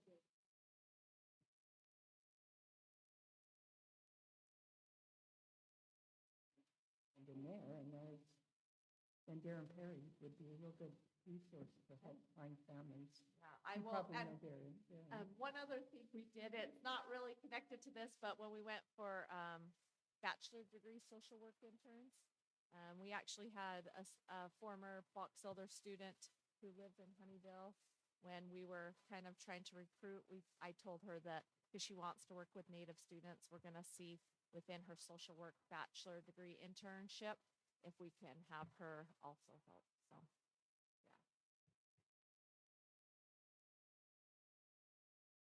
Any other comments? Okay. Okay, we can go out of our closed meeting now. We just need a motion and a second. Okay. Karen has made the motion and Danielle the second. Is that correct? Okay, all in favor say aye. Aye. Any opposed? Okay. We are good. So we'll just have a vote to accept the Word plan. approved. Direct. Okay, that's okay. No, they, That's okay. you're good. So do we have a motion for this? Yeah, President. Connie? I would make a motion tonight that we approve the positive behavior support plans for each of Bear River School District schools. We've done that. Oh, You're on to the connections. oh. Go down to the next one. Yeah. Kind of all over the place. Okay. We want to recommend that Title VI Indian Education Program application plan for 2024-25 school year be as written. I'll second that. Okay. Connie has made the motion and Nancy the second. All in favor say aye. Aye. Any opposed? Okay. That's good. Okay, now Megan, did you, so it was all a part of it here. Okay, okay. Megan, before you leave, I want to say something. Megan's over this new committee, the Equity and Student Services. She's the new director. It's a new committee. And I know equity is kind of a hot topic. And, but she has done such a super job. I've been able to be on the committee to help her. And I didn't open it up to everyone because she just asked a board member to be on it. And I thought, well, I'll just do it until the end of the year and then we'll decide in January. But it has been such a wonderful experience. And Megan is so on top of stuff. And it has just really been just a really positive, good thing. And truly is helping a lot of kids in our district. So thank you, Megan. Thank you. Okay, now we'll go to our approval of school land trust plans, and that's Keith and Heidi Joe. You get to go through and look at the school land trust plans and the TSSA plans. They're a little bit different, but enough of an overlap that we kind of like to put them in together because sometimes the goals and things are attached to each because both of them are supposed to address the highest area of academic needs. So Keith and I have combined on this. The first ones are the school land trust plans, which of course are written and approved by school community councils with input from teachers, parents, and administrators. So anyway, recommendation. Mr. Hyde, would you like to point out that these have been broken up and given to the board members previously for them to read? They, with that many, there's, so just for the public knowledge that they've been read by different members of the board. So, Right. We all have so many to look over and read and.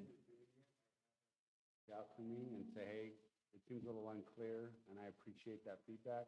We've been able to go back and talk to the principals and try to clean it up a little bit, so good eyes, more eyes on it is great, and we appreciate that. Okay, do we have a motion then for the, I'll move to approve the trust land plan for 24-25 as presented. Matthew has made the motion. Do we have second it. a second? Connie has made the second. All in favor, say aye. Aye. Any opposed? Okay, trust land plans are approved. So now we'll go on to the TSSA plans. And that again is Heidi and Keith. I might get that, there's two pots of money. Obviously, the School Lands Trust plan has been around for a long time. The TSSA money, I believe, has been around for 5 years, maybe 6. I didn't have one when I was at Boxville Middle School, so it has to be within the last 6 years. It is another set of money. It doesn't necessarily require, the school community council to vote on it, but certainly a leadership team at a school, as well as your school community council, has voice. And then the administrator, after hearing this feedback and trying to say, how can we help support all of our kids, even with our greatest academic need? Because if all this money was only spent on one particular real focus group, that's a lot of money for lots, but the reality is these services, some are people, some are product, a variety of things that's been able to give to schools to help do lots of things. And when you start reading them, you start going, wow, there's a lot of things going on that are impacting lots of kids. And so we would come to the board with these plans that have been approved by the building level administrators through their support teams for your approval for next year's 24-25 TSSA plan. Thank you, Keith. You want to add anything to that, Heidi? Are we good? Any other questions or comments? President, Yes. I'll make a motion that we approve this evening the TSSA plans as noted. Connie has made the motion. Do we have a second? Okay, Brian has made the second. All in favor, say aye. Aye. Any opposed? Okay, motion passes. All right, so now we'll go on to the approval of the amendment to school fees for the robotics club. And Keith, look at that. Yes, I know this is, I wish everybody was able to get their fees in right when we, go through the two. The reality is that sometimes things we don't anticipate come up. And in this case, robotics had some things change, kind of be out of their control. And so you'll see in the approval, the increase. It is becoming more in line with what they're doing. And I talked to Preston Ritchie, the advisor. As you know, if you just want to study up on how amazing that program is and their abilities both locally, in the state, nationally, and world, they do an amazing thing. They get lots of support from a variety of businesses. They produce kids that are doing great, great things. So we're just asking to come in alignment with what they have now been told to increase their fee that they could ask kids to be a part of. So that would be our recommendation. Well, anybody that would have a robotics class. So this impacts Box Elder It too? does. Okay. Yeah. But again, these are maximum fees, which means if Box Elders isn't as robust, that's fine. Theirs would be much smaller, I see. but this would be a maximum cost for it. Yeah. And I'm assuming the parents understand, like, never agreed, because they're already paying, we're just trying to make it more. Well, this is actually a new cost that came in that Oh. they needed to raise it up. Uh-huh. But yes, it's on this approved fee list, and but I really We're believe, not gonna lose students by the way. no, I don't think so. To me, that's a big jump, but I understand. It's a wonderful program. So parents are aware of this, totally, right? And most of it is due to the fact that they have to leave for competitions, and some of those, it really is, and it might not apply to every kid. Like, however far you go in the, in the competitions may increase that price. Sounds good. Thank you. Well, and I appreciate it that Preston talked about how hard the kids are working as a group to earn money and the different things that they are doing to cover. And success requires a little more income. And it's exciting, the competitions they're going to.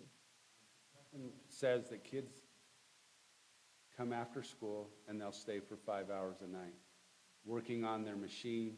I mean, they're putting in hours and hours and hours. I mean, very equivalent to a dance team or a cheer team that's all year round. They do the same thing year round. And so really to look at that price compared to what our athletes are paying, I think it's okay. Maybe they should, though. Sorry, that was probably off topic.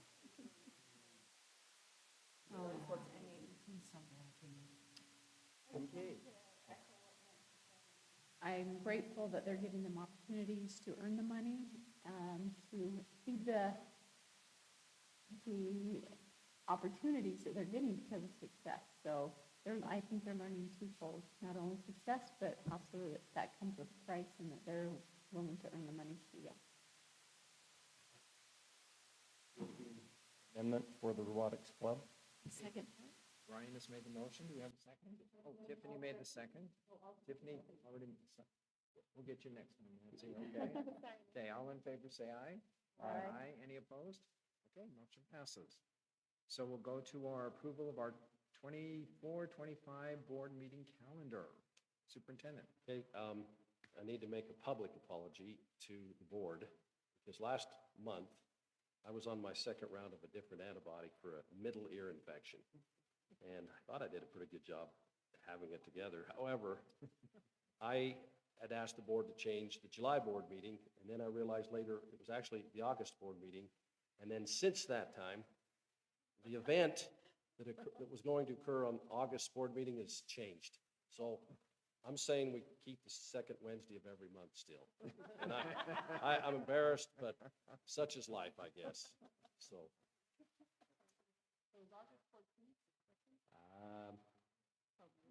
I'm pretty sure it is.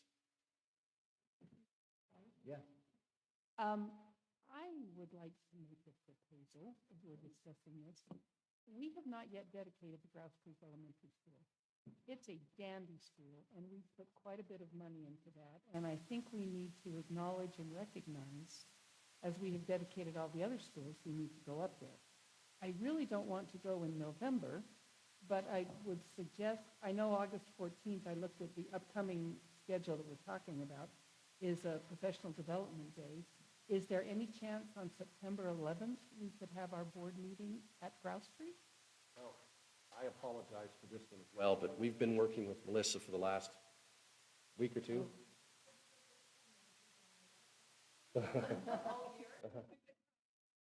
date. Melissa, potential dates and other things are coming up. So Melissa has graciously offered to host us on May 21st at 2:30 p.m. as the students are leaving. She'd like us to come. Yes. So May 21st at 2:30, she would like to have community members come in, have the students do a little bit of a program for us, and then release her students and kind of let that be a community event. 2:30, so we'll probably plan to be there by 2 so we could walk around a little bit and see the students learning and then see a program. 30? Will there be carpool? Yes. I need a map. So any board member that can attend. You know, it is not mandatory. Oh, absolutely, yeah. We realize it's short notice, but Yeah, and- we've still been trying to work out the particulars. And even tonight, we asked her, what time exactly do you want to start it? So I'll reach out to the board and I'll just ask if you want to go. You know, we could meet you somewhere out north instead of you driving in. Yeah. Okay, so we'll work that out. But One question. So I have offered to take Representative Sharon Peterson out to Grouse Creek. Would this be, could I invite her? it would be a good time. Because then she can see the kids in the community. We have been very concerned because at the legislature this year, they changed the reimbursement for transportation, and Box Elder took probably the biggest hit. And I want her to see and appreciate, because she was kind of the one working with the state board to put this together. She needs to appreciate and understand just how far we have to go. And I was going to drive her out myself, but if there's people with maps, I'd like to bring Karen. She's a delight. Yeah, I think that would be good. If you wouldn't mind reaching out to her, and then she could be part of our if we need a couple cars, we'll do what we need to do. I will say on that particular topic that the NES formula, necessarily existent small schools, which is NES, that they've created a statewide committee that's being chaired by Dale Lamborn, who's the rich superintendent who has, I think, probably all of the schools and NES schools. And they have gotten BAs from, in the district, in the state, all of our districts are put into 3 categories: small, medium, and large. And they've gotten representatives from each of those districts, from BAs and from superintendents. And I believe just last week, they sent they being Lexi Cunningham, who's our executive director for the Superintendent's Association, sent out an all call for anybody that's interested in being on that committee from those different small, medium, large. And Box Elder is in the large category. And so I threw my hat in the ring, and I guess my colleagues voted. So I'm on that committee, and so I hopefully will have some influence. I will tell you that this past year we did lose 200. For next year we lost 200,000, and the reason behind that is each one of our schools gets, and I believe it's 30 WPUs if you have an elementary and a secondary. And at both Grouse Creek and Park Valley, we've had elementary students and secondary students. Well, next year we don't have any secondary students at Grouse Creek, and so per the formula, we lost close to $200,000, which, it's not going to break the bank, but it's because of that formula, which is the way it is. I will also tell you that Ben Leishman, who's the legislative fiscal analyst, and I don't want to say anything bad about Ben. However, he's always he was the guy that did the work on the transportation formula that cut transportation funding to Box Elder School District. And so, once again, we feel like we've been beat up a little bit. We have a reduction in students. We've had transportation money reduction. Now we're having a little bit of reduction in NES formula based on the formula. And luckily, Ben Leishman is on this committee, and so we can beat him up a little bit as we go along. Want me to invite Ben too? Well, it might not hurt for him to drive clear out there. So anyway, I'll keep you apprised of that information as we go along. And I know Dale's working right now on when we can meet. They're from every, I'm the most, I think Box Elder's still a little bit more north than Rich County, about the same. Anyway, and they're all the way down to Washington and, the small districts down there. So he's trying to meet around some of our state meetings to try to save us from having to drive on different days. So I'll let you know when I know more. Okay, any other questions or comments on the calendar? Okay, we just need a motion then. Ron has made the motion. And Connie Archibald the second. All in favor say aye. Aye. Any opposed? Okay, we have our new calendar. And now we'll go on to our information items and our ACT scores. Jeremy Young, our assessment director, is here to present that.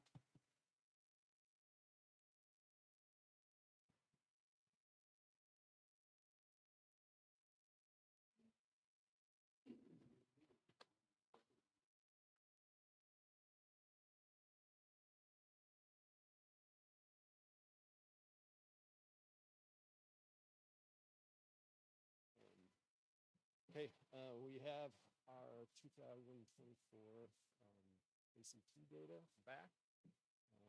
We almost had it in time for last board meeting, but missed it by like 3 days. And so here we are. I gotta do. Hold it. How's this? Better? All right. A couple of reminders about ACT as we look at our data for ACT. We administer it as a state accountability assessment to all 11th grade students. It's used for federal and state accountability as a measure. We give the math, science, English, and reading subtests, and then there are college benchmark readiness scores for each of those subtests. You'll see on the slides a line for those. It's 18 in English, 22 in math and reading, and then 23 in science. Our scores, as we look at this, our top score on all of these slides is going to be the state score. And so the N under there is how many tests that represents.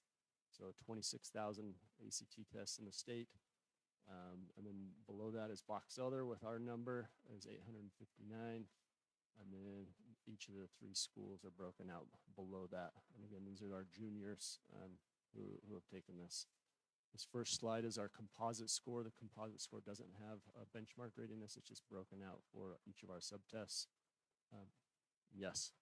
Only, this is the test on the, so if a junior takes it more than one time, is this only counting that test day in, that they take it? Correct. Oh. And so students can take the ACT lots of times, but there's a state contract. All the schools give it on, usually it's in March.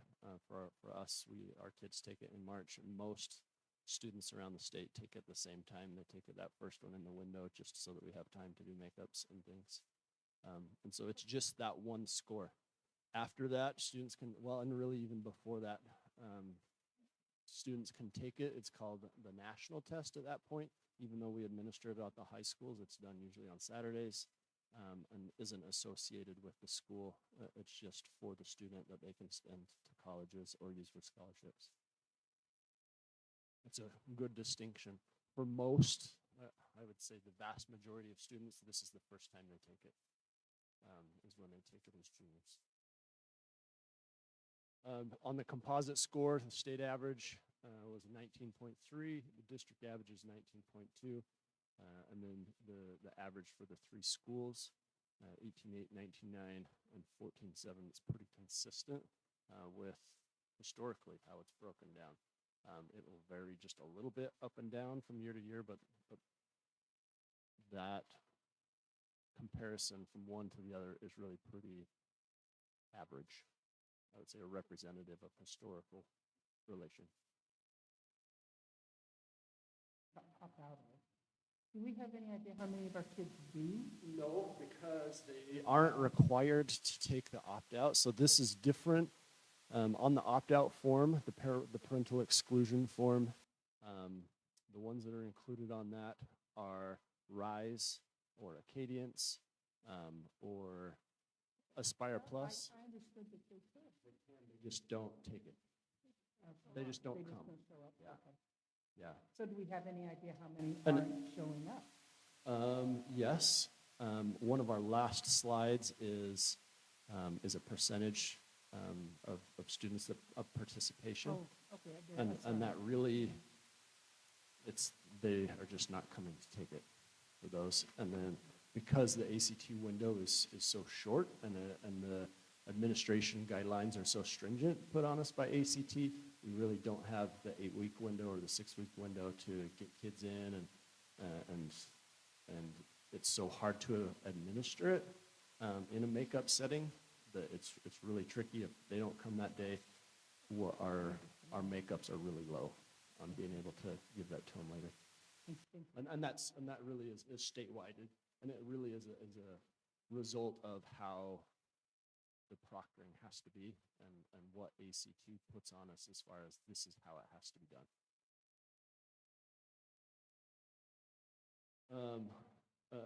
A quick reminder of what the benchmarks, I told you what those benchmark scores are. This is what they represent. And so benchmarks are scores in each subject that represented a level of achievement required for a 50% chance of obtaining a B or higher, or about a 75% chance of obtaining a C or higher on the college equivalent of that, the college entrance, like first year college equivalent of that subject. And so for English, it would probably be English 1010, and so on for your other math. 1050 for math, college algebra entrance, first year level. So here, this next slide, our first breakdown slide is math. The benchmark's 22, state average is 18.9, our average was 19.1, average score. I will say that in looking at this data, I looked a little bit at the breakdown of it. If it was a mean as well, if it was pretty well in the middle of scores. And I would say our scores are actually skewed a little above the mean, meaning we've got our outliers are more on the low end. And so we've got a couple of tests that are really low that pulls our mean down a little bit than where the average of our students are. But that seemed to be pretty consistent with everybody as well. Not to dive into the weeds statistically too much, but that's kind of an indicator. So even though you'd say 19.1, I would say we have a higher group of tests above that than we do below. Our science, again, the benchmark is 23, state average 19.6, our district average 19.4. Reading, benchmark 22, the state average 19.9, our average 19.6. Again, pretty close. We're really pretty close every year to the state average of the district. English, the benchmark is 18, the state average 18.5, and the district average 18.3. So every year, this is the one test where we and the state meet the benchmark. I don't know if that means that your first year of college English is easier to pass. I don't know if that's what that means. It's certainly probably a conclusion that some people draw, but that is a lower benchmark that ACT sets. This next colorful slide is the district average ACT scores over the past 4 years. And so this is the whole district. The first grouping is composite and then broken down by each one. And so you can see this, for this year, the area where we've gone up is math, where we're above all of our previous years. For all of our other years, we're either pretty steady or slightly lower. Our 2022 year was, for most of these, a higher year. And we'll look at our participation in that. We've tried to identify what it might have been that year that caused us to be a little bit higher, but we're not really sure. It's hard to tell. There's a lot, especially with ACT, where we can't necessarily see a breakdown of results to really tell what it is that worked or what it is where kids excelled or things like that. That's a little harder to tell. Have these all been, every kid that's a junior required to take it? I can't remember when that began. That started pre-2020 with COVID, and so this is all post-COVID data. And yes, the year of the mask was 21. And maybe it's everyone was just excited not to wear masks, and so they paid attention and came to school and all those things. And they're longer.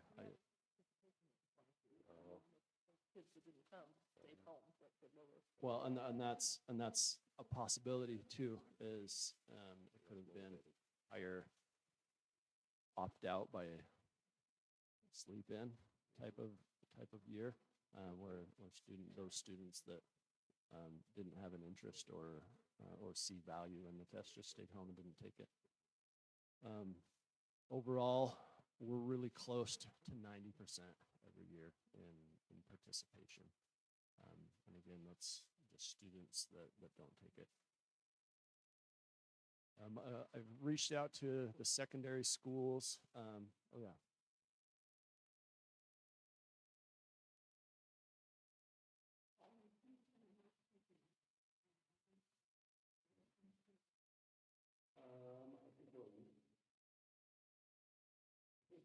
A little higher than that, usually. I think our average attendance is higher than the 90, and so it's yeah. And if you talk to the kids, that's the message that they report when when our administrators ask why they weren't there, or we follow up and try to get them to retake it, is they'll like, no, I don't want to. And that's why they miss. Yeah. As opposed to those that are sick, because those that are sick that still want it will either come sick or they'll come and find a way to make it up because they find value in it, whether it's for college or for scholarships or those sorts of things. They'll make it up, and so we don't get those normal sick or vacation or those type of absences on this day because for represented in this data because those students make it up, and so they're counted in the percentage. So a couple of things that we've talked about, and I remember we had a conversation last year about motivation for taking the ACT and seeing value in it, and I commented at the time that there wasn't any of the universities, the major universities in the state requiring it for admission. We are starting to see that change back a little bit. We're seeing universities put more emphasis on the ACT and the SAT testing and want to require that for admission. It's still not where it was, but we're starting to see that come back. I think they have realized that it's necessary in a way. And so I think eventually that will trickle down to us, and we'll see more interest from students and parents and families in taking the ACT. I've listed here some things that the secondary administrators have marked and noted to me about things that they're doing, efforts they're putting in place to promote the ACT. Most of it is focused on preparation. Most of it is optional to students. Nothing is necessarily required for them. Where it's required that we take it, but it's not. Schools aren't necessarily graded on the accountability of it. It's harder in what we can put towards it, but there's schmoops. Their students or the schools are putting money towards it in terms of trust land money and TSSA money, and both the Magoosh and the Piscosity. Bear River High School is paying for the national testing during their senior year for any student that wants to retake it. So that data won't necessarily show up here, but it is good for the kids because those scores usually go up the more that you take it after, and so that's helpful for them from a college and career readiness perspective. But we won't see that data in our testing. So with that, is it the same price as if the students do it themselves? Yeah, so that's what they're paying for. I was just wondering if they got a discount. I don't know if they get a discount or if they have a qualification for that. They just let me know that that's something that they are trying to promote, is taking it again as a senior, and that they have a plan in place to be able to cover the cost with a voucher for those students to do it, so they wouldn't have to pay it on the normal Saturday fee. Bear River is the one that has plans to do that. Yeah, and I think that helps promote the culture of meaning in the test and helping the kids see value in it and like, no, this is a good thing. This is important. It's helpful for what you're doing post-secondary, and I think it's positive. Any other questions related to the ACT data?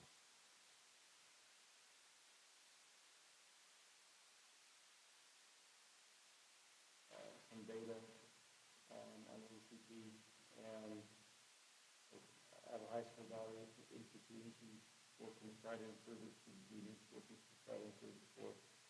And the data is very clear that students that are higher in attendance are higher scores on ACT. So we use that regularly with her to reaffirm why we're, as all students do, I don't want to go to school today, I don't need to, it's not worth my time. So we use this to, for the argument that time in school, and I think it adds argument to instruction time and how important that is for students to be in school, instruction time, and the data is very clear. And I think that's been included in the messaging that both schools have sent out about the ACT, encouraging them, hey, you want a higher ACT score, make sure you're coming to school.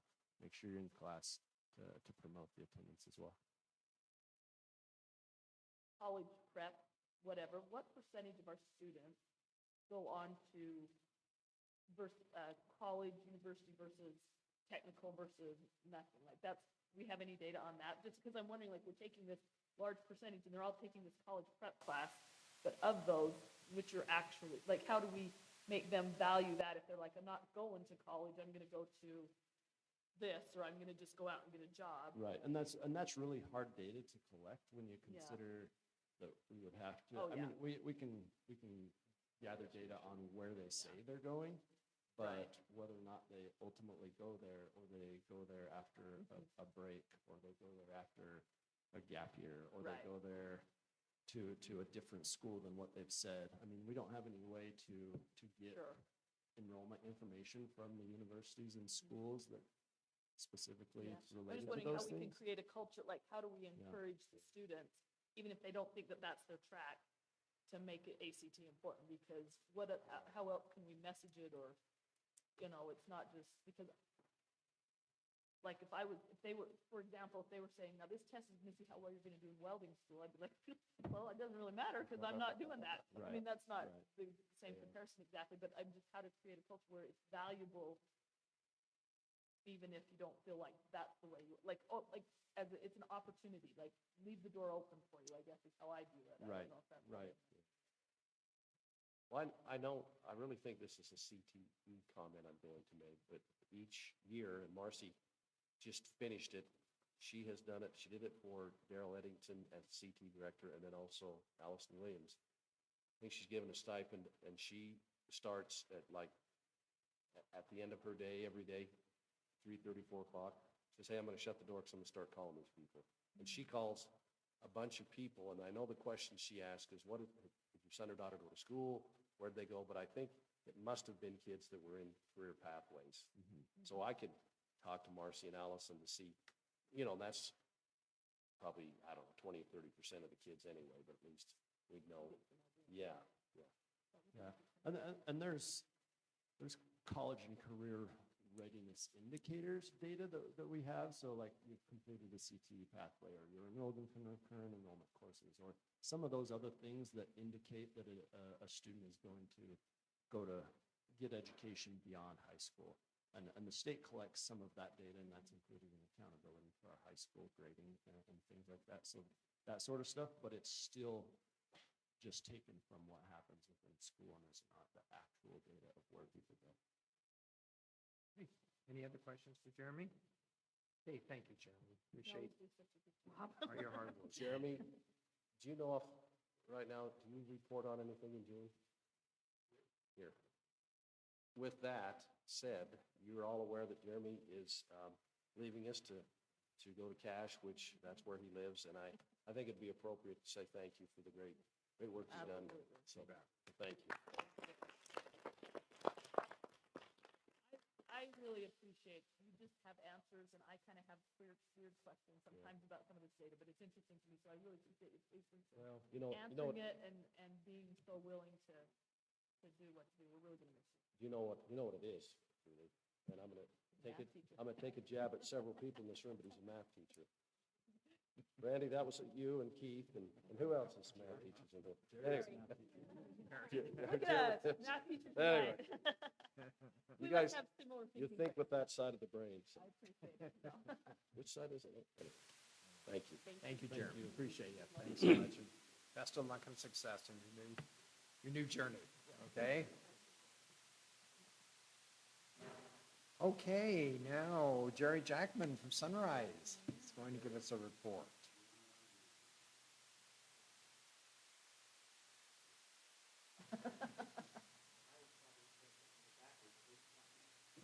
He doesn't have that.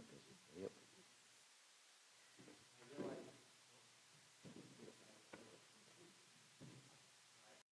That working? That's Yep. working. I realized I already messed up because I didn't send this to Marcy. So anyway, this is it. We're going to go quick. The real first question is, why am I here again? So just a year ago, I came to the board. You approved 3 things for me Those are the three. You probably don't even remember, but it's made a difference in what we've been doing this year. And I said I would report on how we did. I'm reporting on that just as quick and as fast as I can, okay? The three things were we changed our schedule. I know schedule's been a hot topic, and we are definitely an odd schedule. And we're not the same as anybody else, and we want to keep it that way. Okay? We also changed what we were doing for adult ed, making some things live, and that is in conjunction with the schedule, and we also changed what we were doing for online. And so here's what it opened up for us. It makes it so at Sunrise High we can do three options. The options were always there before. They were primarily just adult ed was all online. We now have a screwy schedule for the regular high school. People keep asking us why we're on a 4-day schedule. We are not a 4-day schedule. I want you to see that today. Although I'm not saying that's a bad thing, we're not that, all right? There are days I'd love to have a 4-day schedule, but that's not the case. Also, adult ed, where we do most of our adult ed online, I want you to notice we do have a daytime live class now running, and it's primarily for the GED. And the reason for that was mostly for students who are between the ages of 16 and 18, which means they're still high school students, between 16 and 18, but had less than like 2 or 3 credits. We had no chance in us getting them clear to graduation, but this still gave an option, but we have to do it through adult ed. So that's really what that daytime program did. Here are some quick results. So our Friday classes, we were hoping to get 10 kids to come each Friday. We thought if we can get 10 to come, that'd be fabulous. Our 6th class is running right now, so I can't give you numbers right now, although we got 20 kids or so going to Lagoon Science Day tomorrow or Friday. But as you can see, if you go through term 1, 2, 3, and 4, that Friday class, that first class, there were 36 kids that took that class, 30 of which completed the class. The second class had 30 kids and 28 completed it, meaning if they completed it, they picked up a quarter credit, okay? And so on down the line. You can also see what the classes were. So first term was a U.S. history class. Second term was a language arts and biology. It was a cross-curricular class.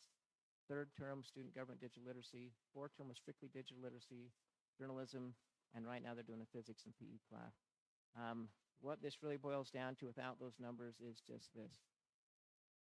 Outside of our regular school day, so outside of the 7-period day that we normally run, outside of that 1,020 hours of instruction we run, in addition to that, we picked up another 116 classes or 29 additional credits that were earned by students. That's just so far this year, and we will probably pick up another, well, right now there's 20 kids that are going to complete this class most likely, so there'll be another, 20 kids will pick up a quarter credit of physics, okay? So for us, remember the whole idea was to create an option to pick up more credits than standard possible. That's 29 additional credits we've picked up just up until this point. We also, with that schedule, allowed us to do what we call a gap. I know that sounds crazy, and we'd have to show the thing, but we run a gap class. It runs that Friday at the end of the term, plus it's like an assembly schedule for a couple days, meaning the gap, if a student fails a class, on average, we get about, and it fluctuates a little bit, but on average, we get about 10 to 15% of our grades, our overall grades, our failing grades. And so we run this gap class, which means if you're at 55% and just needed a little bit more, and we don't let them do it if they're below 45%. But any student above 45% can do the credit recovery right then, at that point, at that moment. And so we created time for that, and that Friday helped with that as well. What this shows is that first term, there were 28 students who recovered that credit. They didn't replace a grade. This is not a grade replacement. They failed the class. Their transcript shows an F, but then they recovered the credit and received a quarter credit. So term 2 was 22, term 3 was 10, term 4 was 18, term 5 was 13. The numbers are not decreasing because less kids are coming. We've consistently held, in fact, percentage of students coming is increasing. What's decreasing is the number of Fs. So 13 students recovered the class. That was still 60% or plus. I think it was 62% of the failing grades were recovered. So that's been very positive.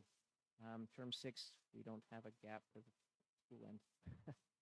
Anyway, The other thing, our whole intent was that this would, our focus on engagement and the change in the schedule was to improve attendance. If you notice, each red dot represents, the red dots are last year's, those are by weeks. We keep track of weekly attendance average, and we track attendance pretty close. We've been doing it for years. We've really never had anything do much good. We have done everything under the sun to increase attendance. We are not at the 90% or whatever. We're good if we're at 75. But the blue dots represent the weekly matching weeks. So you can see week 1 is really high. We get about 90% attendance that first week. And then it kind of tanks. But the blue dots represent the same weeks corresponding to this year. And as you can see, if you average that out, we've had about an 8% increase on attendance consistently through this year. Whether that's the classes, whether that's the new schedule, whether that's all the things we're doing for engagement, I don't know. There's about 10 different things we're trying, but that's the first time we've seen a difference in 6 years. So, and that's current up to where we are now, okay? Interesting, that one in the middle, that the red and the blue are right on top of each other, that's the week of Christmas. That's the week for Christmas, and we run a store that weekend, so we get a lot of kids to come. Anyway, okay, adult ed, in our daytime program, that means 16 to 18-year-olds, we've had 26 kids take advantage of that throughout this year. Some have come and gone, and others have taken their place. But of those 26 kids, all of them came to us with less than 3 credits. Of the 26, that means all of them received 4 hours of face-to-face instruction with a mentor to track their progress in math, language arts, social studies, and science. 14 have now have passed a GED test or more. Most have done more. 2 have finished all 4 completely, and 5 should finish in the next week or 2. And so that means 9 of the 26 have completed a GED. Most likely we'll have another 10 by the end of the year. Not all of the 26, but GED completers. Right now, currently, total, our adult ed, we've got about 21 GED completers this year, and we should be right around 32, 35 by the end of the year. But what we've done is that we've created a place for 16, 18-year-olds, and they've made progress. They usually come not ready to take the test by any means, because when you've got less than 2 credits, you don't have the foundation to pass the test. And so they've had a year of academic work where they've been able to build the foundation. And so we're making a lot of progress. That's a lot higher than we've seen. We've been able to prove, they've got 4 hours of live instruction. They've got a mentor. Transportation's been great to let them have transportation at school, because some of them can't get back and forth. They were never involved in driver's ed. They never had a chance to get a license, all those kind of things. And as well as we've taken some funds that were donated and things, and we've just front-loaded school lunch and breakfast, and just give the kids a place to come for breakfast and lunch, even though they're adult ed. Administer the GED has helped these kids be more engaged and to Yes. learn more? But that's huge. Because, well, and it's not, okay, the fact that we're the site is a big deal, because getting to Logan or down to Ogden is really tough. Okay, but the other part of that is they feel comfortable to come in. I mean, a lot of these kids really struggle with being in a testing center environment as it is. Just convincing them that, hey, and we could administer the official practice tests and all those kind of things and tell them where they're at, and it's been really good. So us being a testing center has been a huge deal. Okay? All right, so all that, and so what that boils down to is, and I know it's speculation, and I have to admit we speculated 67% last year, and the state said 63%. I can give you the list of exactly every senior who ever has been enrolled with us. And some of them enrolled as freshmen online, and we haven't really seen them face to face. And so, but every senior, and we track where they're at. I can tell you there's about 143 of them. That's pretty close. I can't have 143 and a half, but there are 143 of them. And of the 143, 26 have transferred to different places, and we've located where they've gone. And so what it boils down to is currently we are assuming the last few will really finish graduating. And there might be some that surprise us, but we should be at about 75% this year. Okay? Which means we're planning on 86 kids graduating of the 114 that have not moved out, all right? And you add to that, we should have about 25 adult ed graduates for the diploma graduates, as well as close to 30 to 35 GED graduates, so that's your graduation. Okay? Some other things we noticed this year that have happened that we haven't seen happen before. I don't know exactly why they happened. We have to credit it to something that we did. I don't know what it was. But our Bridgeland attendance, which is what we always wanted from the very beginning, but have not had a lot of success in doing. This year, we started out enrolling 9 students at Bridgeland, and we've had 12 enroll through the year. There are currently 4 already enrolled for summer school, which that has not happened in the past. And we have 21 students on the list to register in the fall, which is numbers we've never seen. So it's opening up. They're getting through credits. They're heading to Bridgeland. They're completing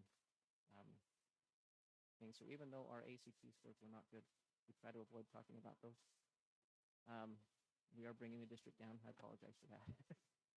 Okay, but and we're also running a live summer school. We have funding through one of our grants to do that.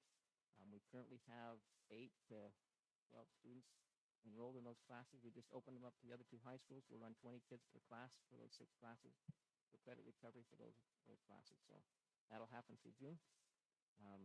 We've got teachers throughout the district who are doing that, and we really appreciate them doing that. And that's on top of our summer school run for our youth and care side as well. So, okay, that was it.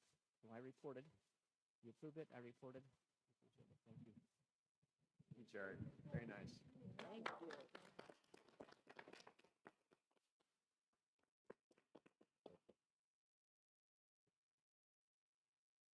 Okay. Heidi Jo, you're next for the next 2, for the district calendar first, and then kindergarten registration. The guy got lost. Sorry about that. He does a good job. He's doing a really good job there. It always impresses me. Okay, we had a lot of parent input on the principal survey that I gave out in December.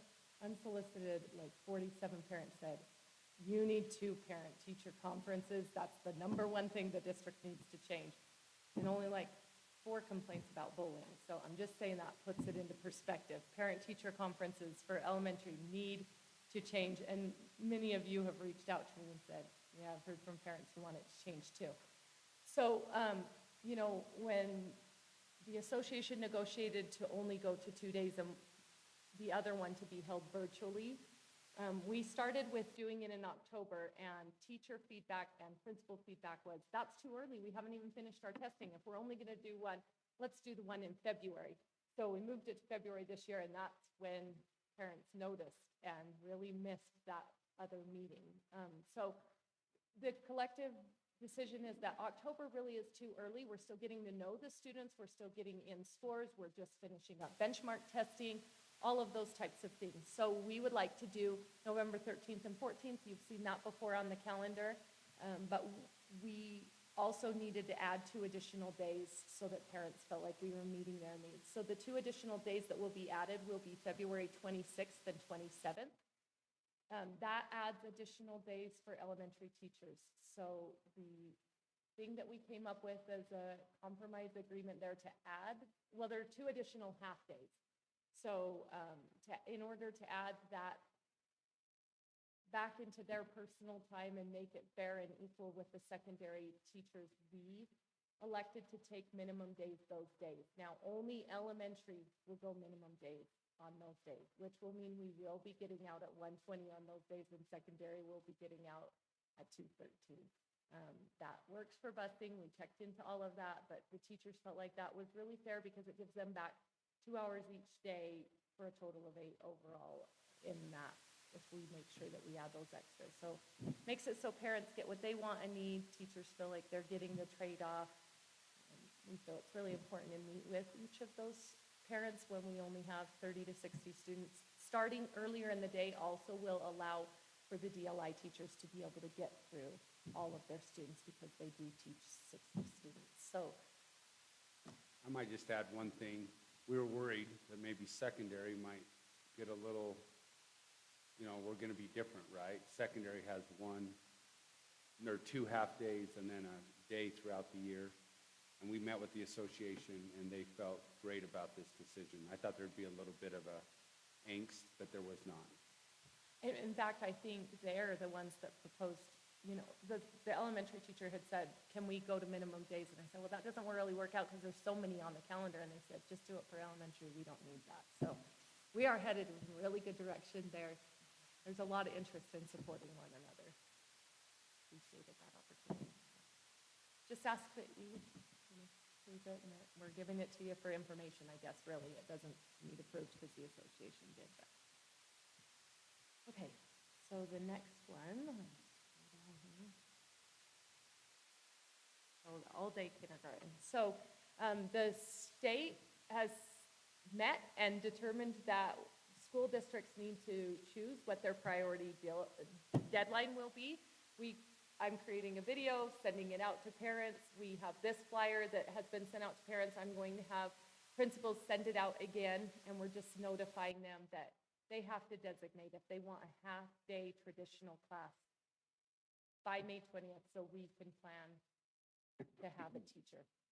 I have had the secretaries and principals calling around the schools and saying, will you drive to this school in order to have a half-day class? And so far, no, there's not very many that are willing to do that and not near enough to offer a class. So, you know, this gives them kind of until May 20th to designate.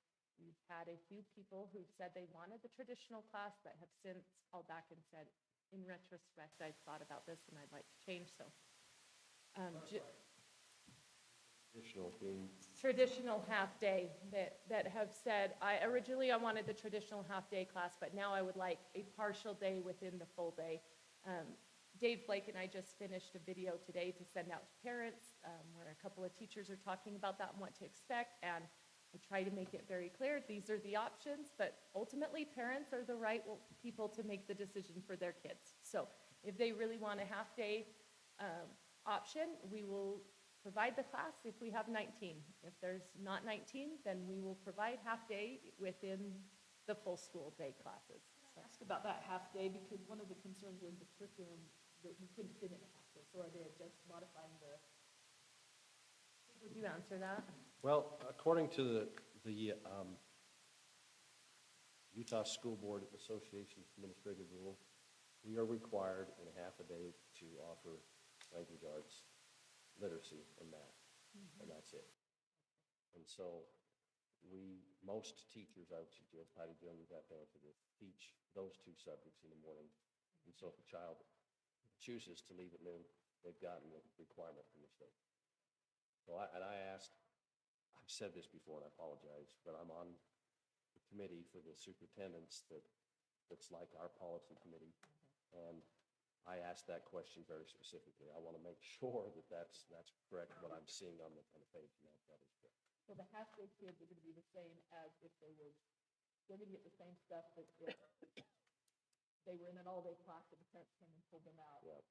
But they're all going to be half-day. No?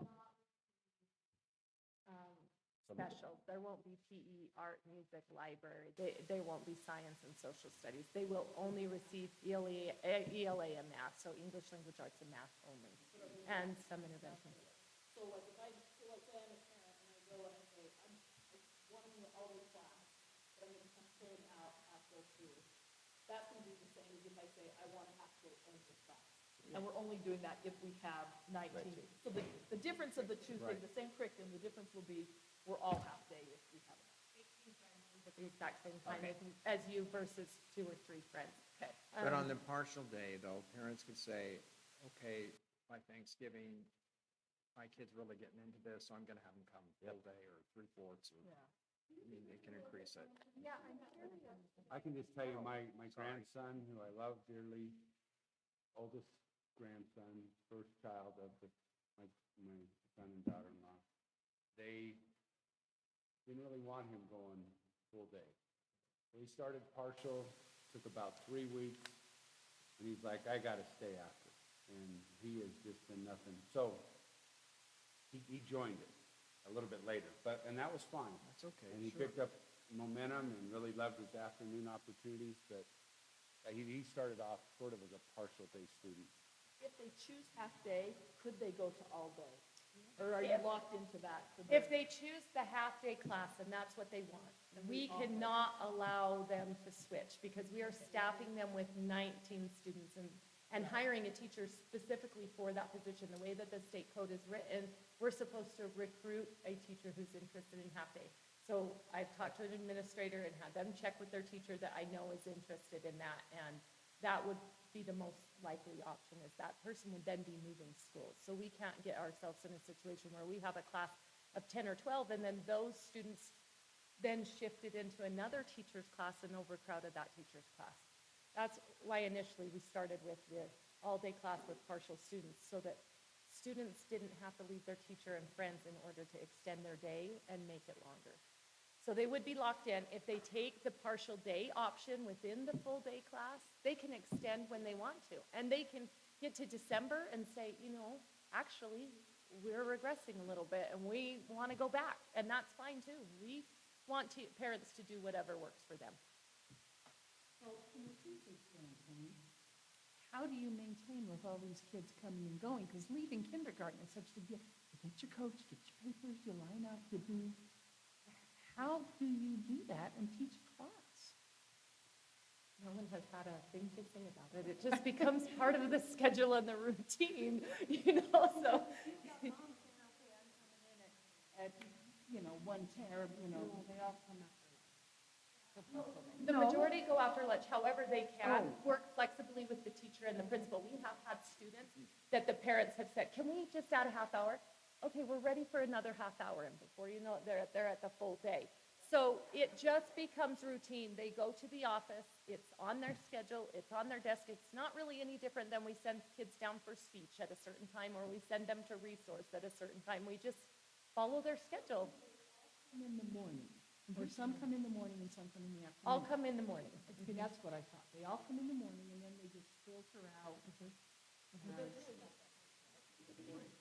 No, again, we started with about how do 75 you- that said they wanted it at the beginning of the year. By October 1st, we were down to around 55. Now we're down to under 20. And a good representation of those 20 are some that we've said to the parents, you know, your child's not potty trained. It's difficult for them to be in class all day. Let's try a half a day until you get them potty trained. Some of them are students that, you know, behaviorally or just can't handle it all day, or they're on an IEP, and that's been requested by their parents as an accommodation. So, but we're okay going all year long too. For those that want to, it's okay. We can do that. In fact, really, technically, we got in other grades too. We don't see it very often, but we can work out schedules like that if we need to. So this partial day option, has it been available all the time, or is that for the kindergarten? All the other year? This year. This year? Thank you. Okay, thank you, Heidi Jo, on both of those. Thank you. Okay, now we have a brand new person taking over Dave's job this month, and that's Sherry Harper. Sherry, would you like to give your financial report? If I get this on, can you hear me? So Dave got the report ready. He looked at everything and thought everything looked good. I looked at it and I was really impressed. I know I have the directors and Heidi Jo and Keith in my office quite a bit checking on budgets and stuff, and they've been very, very careful this year on their budgets, and they've stayed under their budgets, and the people that are under them have stayed under their budgets. And so I think we're doing really well, really well. The one thing Dave said, he wanted to do a training each month on just something. And so today, the thing I wanted to talk about is our PTIF account. That is like a savings account that we have, and it's through the Utah State Treasury. And a PTIF account is I just put some notes down. It's a short-term cash investment, and we can put our money in there, and it gains a higher interest rate. So the interest rate we've been gaining this year has been 5.44%, which has been really good. So if you look at your financial report, when there's interest or investment earnings, if you look at this year and you look at last year, every time we gained quite a bit by doing that. And the PTIF, they're very careful. They only make investments with securities that are authorized by the Utah Money Management Act. The PTIF is also an easy, safe investment fund where we get a better rate, but we can pull our money out. It's, the liquidity, it's easy to come and say, hey, I need this. I need to take 10 million out to pay for something. Usually on the budget, we usually have to pull some of this out every once in a while to cover payroll and stuff. But this year I've only had to do it like twice the whole year, where usually it's like every other month. So I think we've done really, really well this year on our budget. So I guess kudos to our assistant superintendents and our directors for bunkering down with those girls. Right on. Line 18. Number 7 is one of them. If you look, last year our actual was 1.3 million about, and this year we're already up to 1.6 million on investment. And then if you go back on line 120, last year was like 145,000, close to 146, and this year we're already to 286,000. That's in our school activities. And then on line 136, we're just a little under on that. That's our capital, but we're close, but we still have, quite a bit of time left. So every one of those has grown quite a bit. So that's good news. Where interest has been so low. Yeah, so it's a good little. Novelty to gaming. Yeah, this is a good little, the PTIF is really, really a good place to put our money. So I hope that's good. That's all I have. Highlight the budget areas that talk about what you want to do that, or do we not have any to really highlight today? Yeah, and I looked at him, and there wasn't anything that he talked about the one that we were over last month a little bit and why, but there isn't any that we're over. We're pretty much under on everything else. So you're welcome. If I could make a comment, just as a reminder, Michelle Wesley was our accountant, and she decided to retire at the same time Rod did. And so as Dave came on board, Sherry was our, tell me what you were. Payroll. And she luckily finished just recently, in the last couple of years, finished up her accounting degree and was hired. And so her and Dave had to come in together. And at the same time, Heidi Jo came in 2 years ago, and so Keith's come in this year, and we've got new directors. So Sherry's really been a stalwart in keeping us, she's calm, she's so good to work with. I just want to say thank you publicly to the great job she's doing, and I'm sure that Keith and Heidi Jo and the directors that work with her with all the grants. It's unbelievable the amount of grants there are out there, let alone just the regular funds that come in every month. So thank you, Sherry. Thank you, Sherry. Great job. Thank you. Okay, now we go to our board committee reports. We have 2 already. Connie's going to, she went to the board of directors meeting. She just has a quick handout for us. And then Nancy is going to talk to us about Bridgerland. And was there any other committees that met this month? Okay, so those 2. So we'll start with Connie and then go to Nancy. It's been a really fun opportunity for me to be on the board of directors. On the board of directors, there are several committees. I've been assigned to be on the advocacy committee, which was really where I wanted to be in the first place. But each one of the committees met, and we had conversation about what we would like to do. So I don't want to take a lot of time because I know that it's almost 10 o'clock at night. But I've just typed up I've left you some handouts. You can see that there's the Utah legislator interim schedule. It's 2 pages there. It's front and back.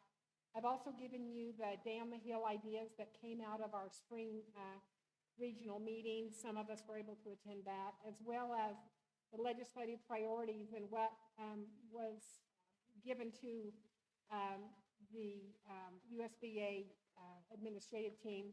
And then, of course, the needs assessment that is kind of driving the way we're doing things. But on the advocacy committee, we have decided that we're going to continue to improve upon the USBA website, and we're going to streamline the buttons on that website, because we're recognizing that it's really board members that really are accessing that website. So we're going to go ahead and just make that website conducive to the needs of board members.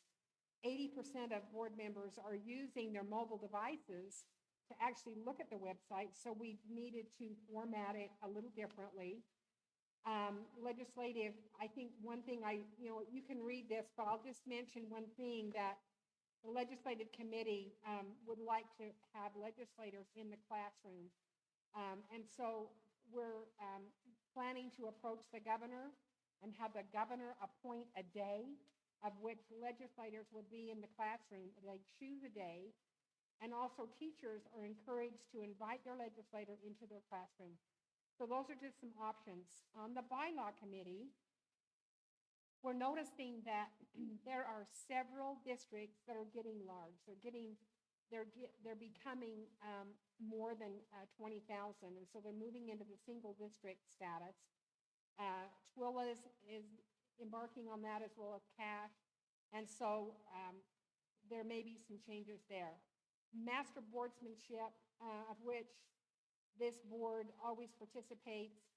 This year, they're rewarding boards that do it early and get that in early. So I'd like to suggest that we maybe focus on that maybe in July. Early means before November 30th, which some of us do that, But like, what's So the incentive is how much do we really want to? gift cards is what they're going to be giving out. So it might be something that we'll want to do is embark upon that early on, and they changed the master board certification, and most of you should have received an email from Megan in regards to that. I think most of you have seen that, but I'm happy to lead that discussion in July. Then, of course, the evaluation committee met, and they're trying to make the evaluations more streamlined. Then there's the new board member workshop, those schools that end up having new people join their Board of Education. That will take place on November the 7th at 8:30 a.m. at the Provo Marriott. The theme will be, "You are elected, now what?" And so that should be kind of fun. The NSBA, we obviously didn't attend it this year, but next year it'll be in Atlanta, Georgia, the spring of 2025.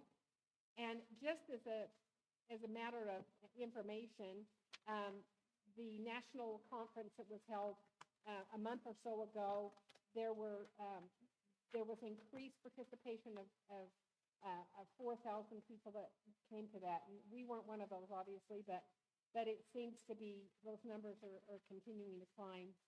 But one thing that I wanted to also mention is under the Finance Committee, and this has been going on for lots of years, but the USBA is now to the point that they really need to increase our dues. And so it's been 10 years since dues were increased. With the Board of Directors, we voted to increase the dues by 3.8%, which just covers inflation, which means that this district would increase by $372 of their dues. So we will pay $11,391 instead of the $10,974. And then they're going to try to do more things electronically and save paper. And this is another kind of neat thing. Those of you that have ever attended the Leadership Academy, and I think that Karen attended last time, but the one in 2020, it'll be in September. They're going to hold it in September of 2025. And they're proposing a new location of Ruby's Inn, which is in Bryce Canyon, of which I've been to and Tiffany's been to. The lodging will be at the Grand Inn across the road from the Ruby's Inn, but the meetings themselves will be held at Ruby's Inn.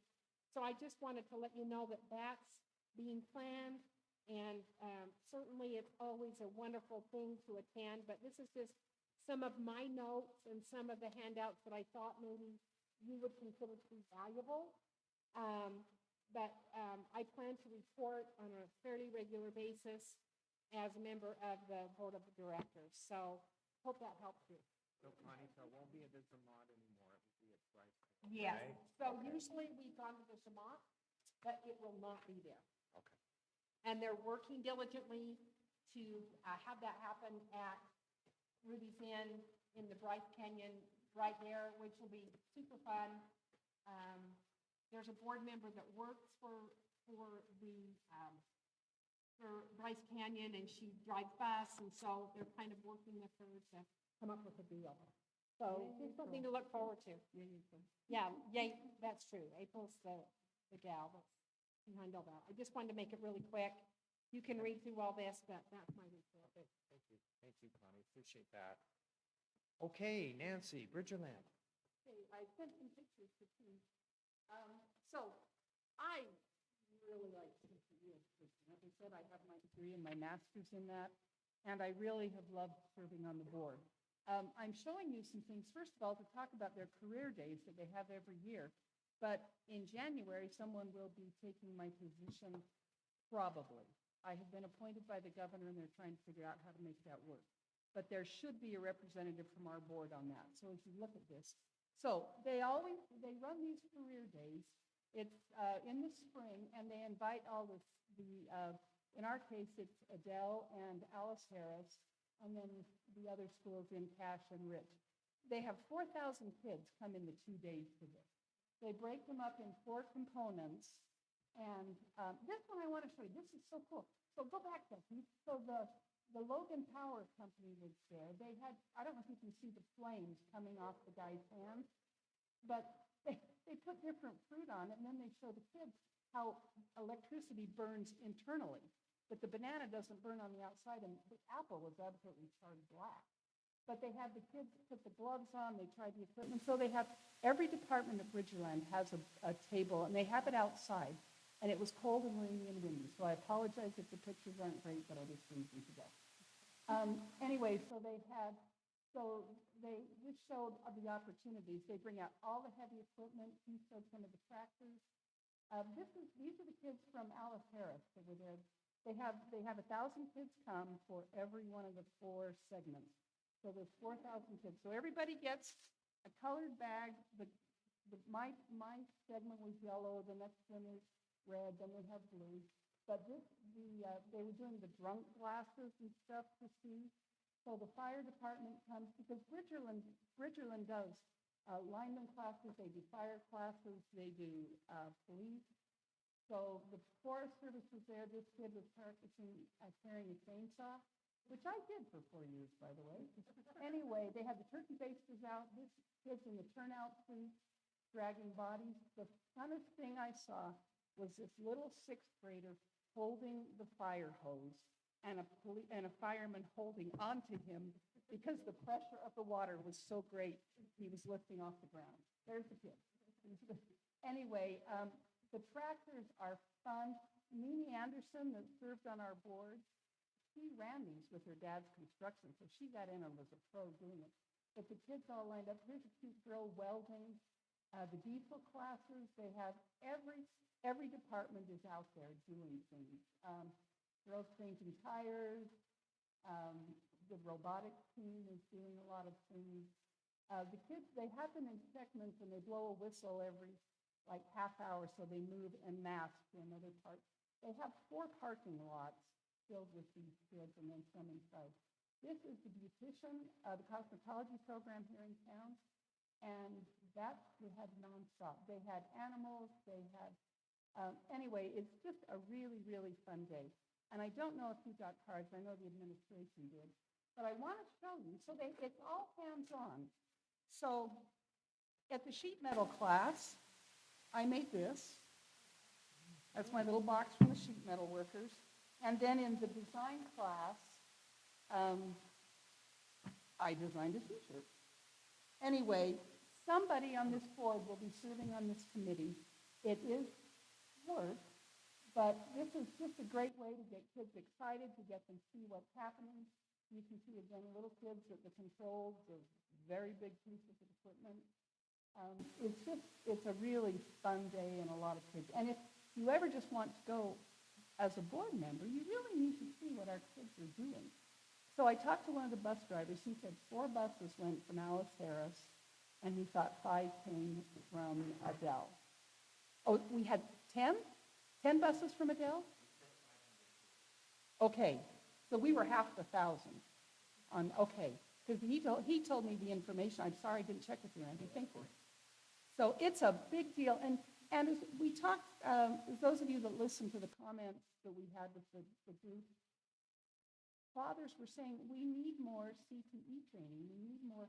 And I don't think a lot of our people know the opportunities that are there. And I certainly don't think we need to replicate this in our district. But we've got to get kids knowing what's available. I've got like 15 more pictures of kids just holding baby goats and the dental tech people and doing stuff. We've got to let kids know what's happening out there. So anyway, and if you want to serve on the board come January, my position will probably be open. They're trying to figure out something in Englishville. But it's a great opportunity, place to serve. Thank you. Okay, thank you, Nancy. That was great. Thank you so much. Okay, let's, student board member will give her report. Oh, that question, yeah, Karen. The announcement again that the Boys and Girls Club auction this year, dinner and auction will be June 21st. If you want to go put that. The Boys and Girls Club dinner and auction will be on June 21st. If you want to Can put I that on your schedule. ask a question? I sent that email, giving us 4 complimentary tickets to that. Connie has okay, I think I did, so I'm just double check.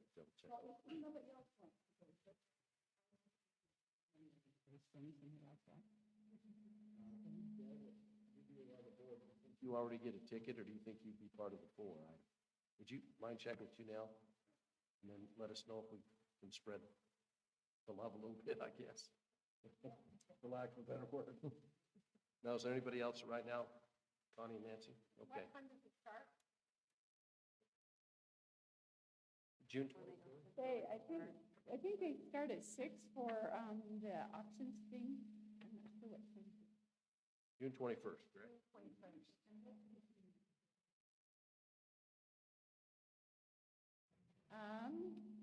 I will have to get back with you. Yes, many people do. Some of us just go. I can't.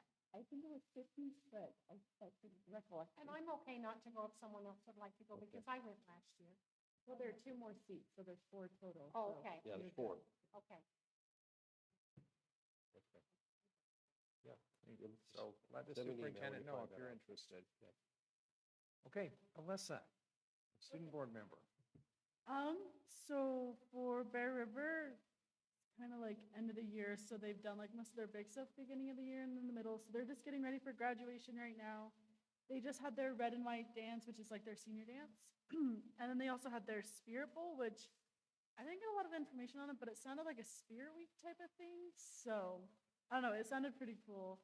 And then with Box Elder, we had a class royale competition between the grades. I don't actually know who won that. It seemed like it was just kind of a fun competition. No one was actually keeping track of who was winning what. But we just had Morph last month, and then we have our Purple and White, which is our senior dance, this upcoming Saturday.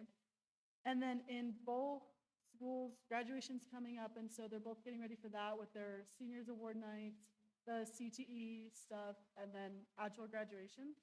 And then spring sports are starting to wrap up with their region, and then starting on their playoffs. And I don't know about Bear River, but Box Elder, our boys soccer team just won Region 5 champs. And it sounds like a couple other teams have been doing pretty good too in both schools. So.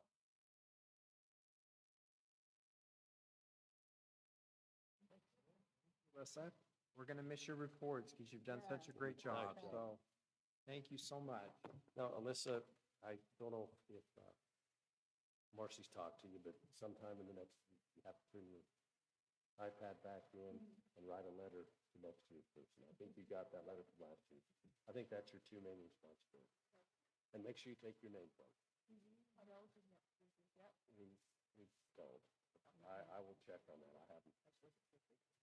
I presume they probably would do that at the end of the year, so I'll check with AJ and his crew to see what they've got going. Sounds good. Okay, we'll go to our policy review. We have one policy that's deleted and one on first reading. Comments or questions on any of those? These came about after negotiations. These are some ideas that were going out, and the deleted one is taken care of in other policies. Okay. So also,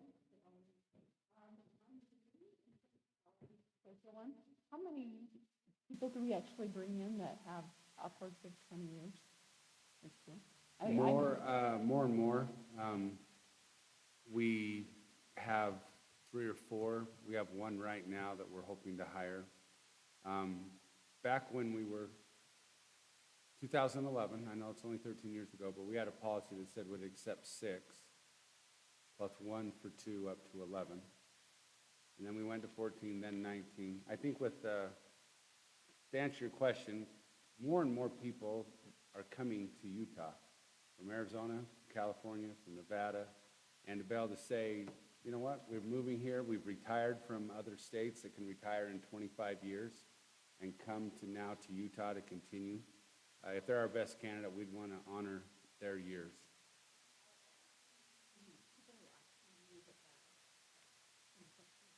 A handful, I think.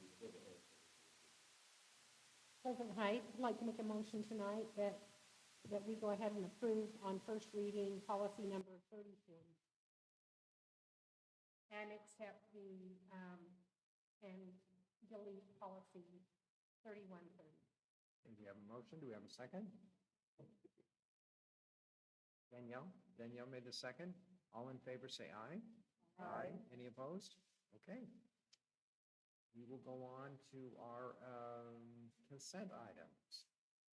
Any questions on any of those? I'll make a motion that we accept the consent items as noted. Hey, Connie has made the motion and Brian the second. All in favor, say aye. Aye. Any opposed? Okay, motion passes.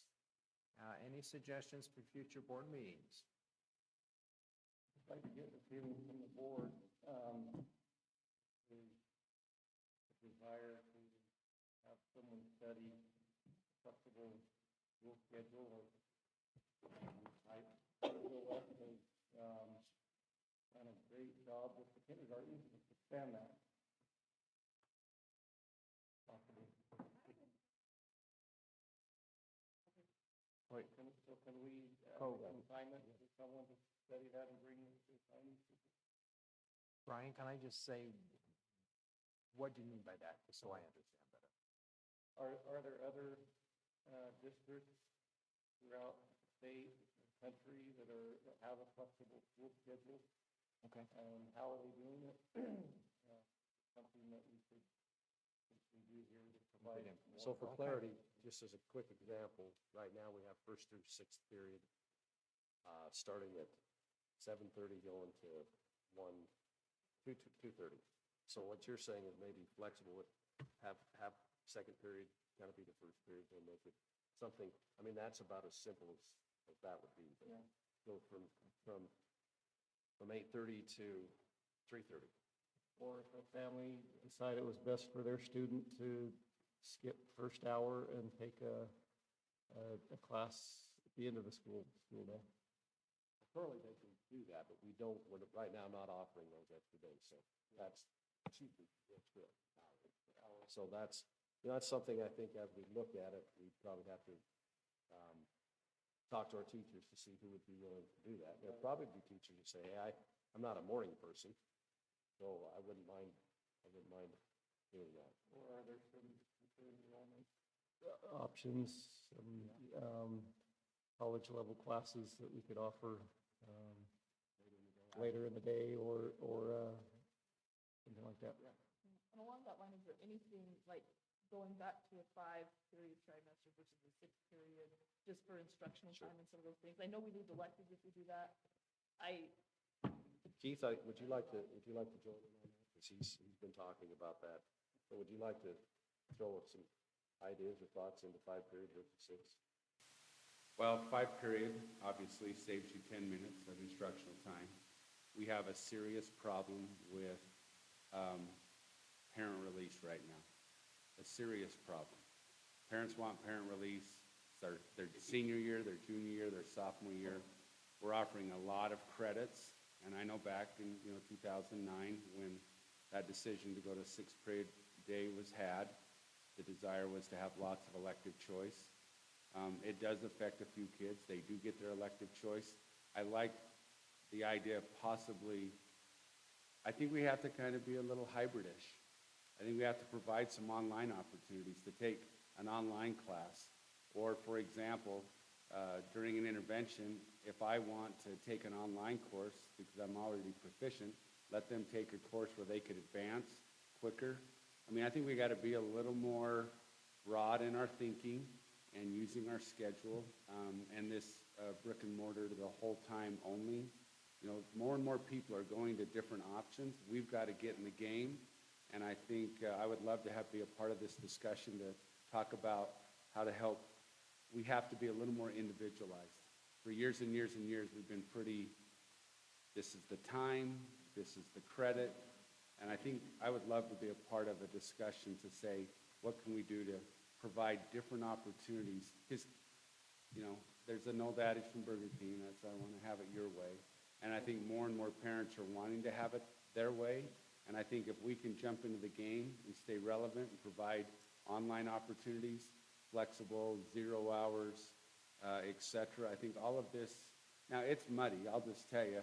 Every time you start playing with, ask Jamie Kent and AJ Gilmore how to build a master schedule with kids going to Bridgeland, release time, and trying to staff it. However, I think it is the future. If we don't give this hybrid, we will be losing more students, and we will be losing WTU because students are going to go to an option that fits their schedule. My own children, because of DLI and other things, I've had a son that took a guitar class over the summer and strength training over the summer. Now, that's going to be, sorry, it takes a little bit away from our WTU when it comes down to it, but that's the best fit for him. And if we don't offer those and quality classes, we will be losing more students. I can guarantee you that. Well, Because so suppose we put the superintendent and Keith over the committee, and then Brian, you can be a part of that as well? Attend all of them, but I'd like to attend a few. And I'd like to be a part of it. We could make as many, like join Zoom. Yeah. I know you're working, but we could be creative in how we met together. And I'd be honored to start a process of, what could we do? And by the way, I would say, Board President Wade, we will stay inside the schedule. So we're not going to change it. That's what I say. We'll stay inside that schedule, but maybe we're not exactly on That's a. okay. I understand. The buses will run the same way. Okay. Unless we hire 15 bus drivers, that's a whole nother topic. So we'll have, All these retirees, we gotta ask them if they want to drive bus now, right? so we'll have superintendent and Keith kind of spearhead this, then Brian will be a part of it, and Julie and Karen and Tiffany. Okay? Can we have that many board members on it? We can, because it's not a majority. Because we have eight members, so it is. At least until January. Until January. Can we set a board meeting date when we would report, have the first report of the committee? I don't know, we've got summer, we could definitely, I don't think we can, yeah, we could do that. Let's put, how do you sometime in the put fall? that down to September, October's board meeting, that'll give us a goal. Since this discussion, I don't think that I've shared this with the board. I did share with you the video from Channel 5 News about the report on the Utah Fits All Scholarship. And interestingly enough, I believe either Thursday or Friday was the deadline that people had to put in for the scholarship. And it must have been Thursday, because on Friday I received an email from a mom who currently has her, I believe, at least 2 students in Tech High School. And she is also having her kids dual enrolled and going to our band classes. She presented the idea to me that she now has to pay for her band classes. And interestingly enough, later that afternoon, a guy named Ryan Bartlett, Dr. Ryan Bartlett, is actually the information officer for the Utah State Board of Education. He came out with an email that said that the state office was going to start supplying us with some actual training on it, because that was news to me. And I checked with some of my colleagues, and they all agree we've got to figure out how much classes are going, how we're going to charge people for those types of things. And my first reflection was, no, we're not going to do it. But then I realized that we need to do it to garner as much money as we can. So, and it'll be classes all the way up down the spectrum, all the way up to concurrent enrollment to art, I suspect. I was gonna say that's, Yeah. I mentioned earlier, when I was down at my training meeting, I talked to our director, and that's one of the things that, because like we have students that are homeschooled but still take Yeah. they access all of these extracurriculars, whatever, and now because of this Fits All Scholarship, then no longer are they just, They can't dual enroll they can't anymore dual for free. enroll. So we have to set up a schedule of how much it's gonna cost. Yep. And then if they want to join the football, whatever, and it's not just they've got to make, it's more than just Yeah. the fee or whatever. Yep. They've got to pay for the time of the coaches and or the band. Yeah, I'm not sure. So is that just the ones that are on the Fits All Scholarship, or is that anybody that? That's just the Utah Fits All, because you can still be homeschooled and choose to dual enroll with classes. But if they're on that scholarship, then it ties them into the fact they have to pay for what, yes.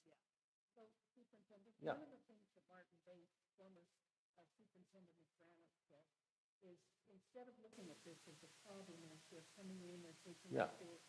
We need to look at this as an experience and say, we've got great things here, and we want you to come and stay more and spend more time here and convince these kids that they really want to be in our schools. And so I have appreciated that change in mindset as to make this, look what we can do for you. And you really want to be here with us, rather than, dang it, we got to take these kids.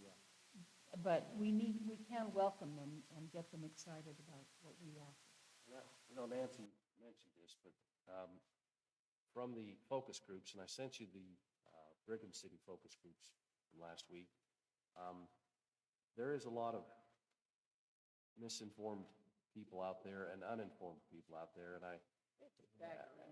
it is. And it occurred to me that, we've somehow got to do a better job. And at the same time, Tiffany is on the foundation board, and Keith's on the foundation board, and I'm on the foundation board. Wade has been, and we just got through going through all the scholarship applications.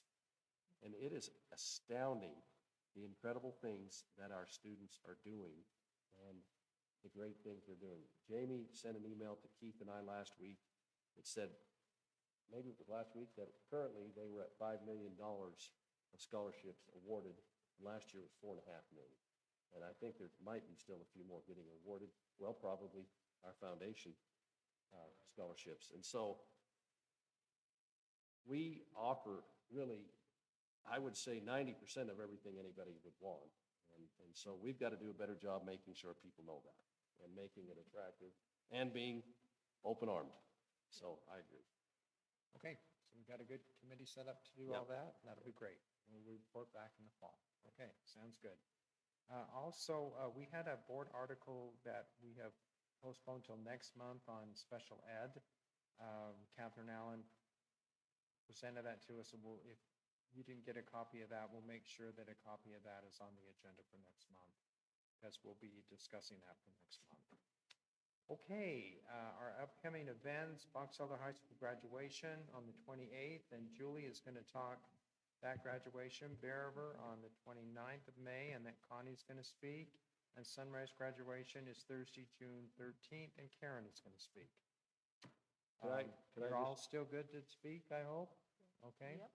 If I met with not, Jamie today to talk about it. She says they have 540 graduates and they still want to keep it an hour and a half long, so I'm going to be speaking this one. That's okay. Hello, Okay. congratulations. Real quickly, I've not asked Keith, but generally, we have a carpool out to the Bear River High School graduation. Keith, and I told you last month that I have 2 grandchildren graduating that day. So Keith, if I may, you told me you were going. Would you mind being the chauffeur if anyone wants to drive from Brigham City out?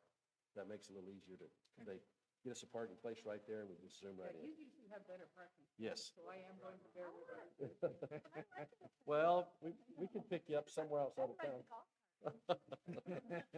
Okay, so Keith, Okay. we'll get with you to make sure that we know departure time and that kind of thing. I know time's late. I just wanted to let you know, we've had negotiations with all 3 groups. They went really well in a tough year in terms of COLA. But I want you to know that we're almost done with everything. We're just kind of tweaking. So Mark will, anyway, we'll have a presentation for you. If you have any questions, we can answer, but we're going very well and we're close. We're just fine tuning a couple little things. Very good. Okay, sounds good. Okay, our board handbook, still have that there, no changes there. Okay, we just need a motion for adjournment. Okay, Nancy has made the motion, Danielle the second, all in favor say aye. Aye. Any opposed? Okay, thank you all for a good meeting. We made it before 10. The amount of stuff that we put in.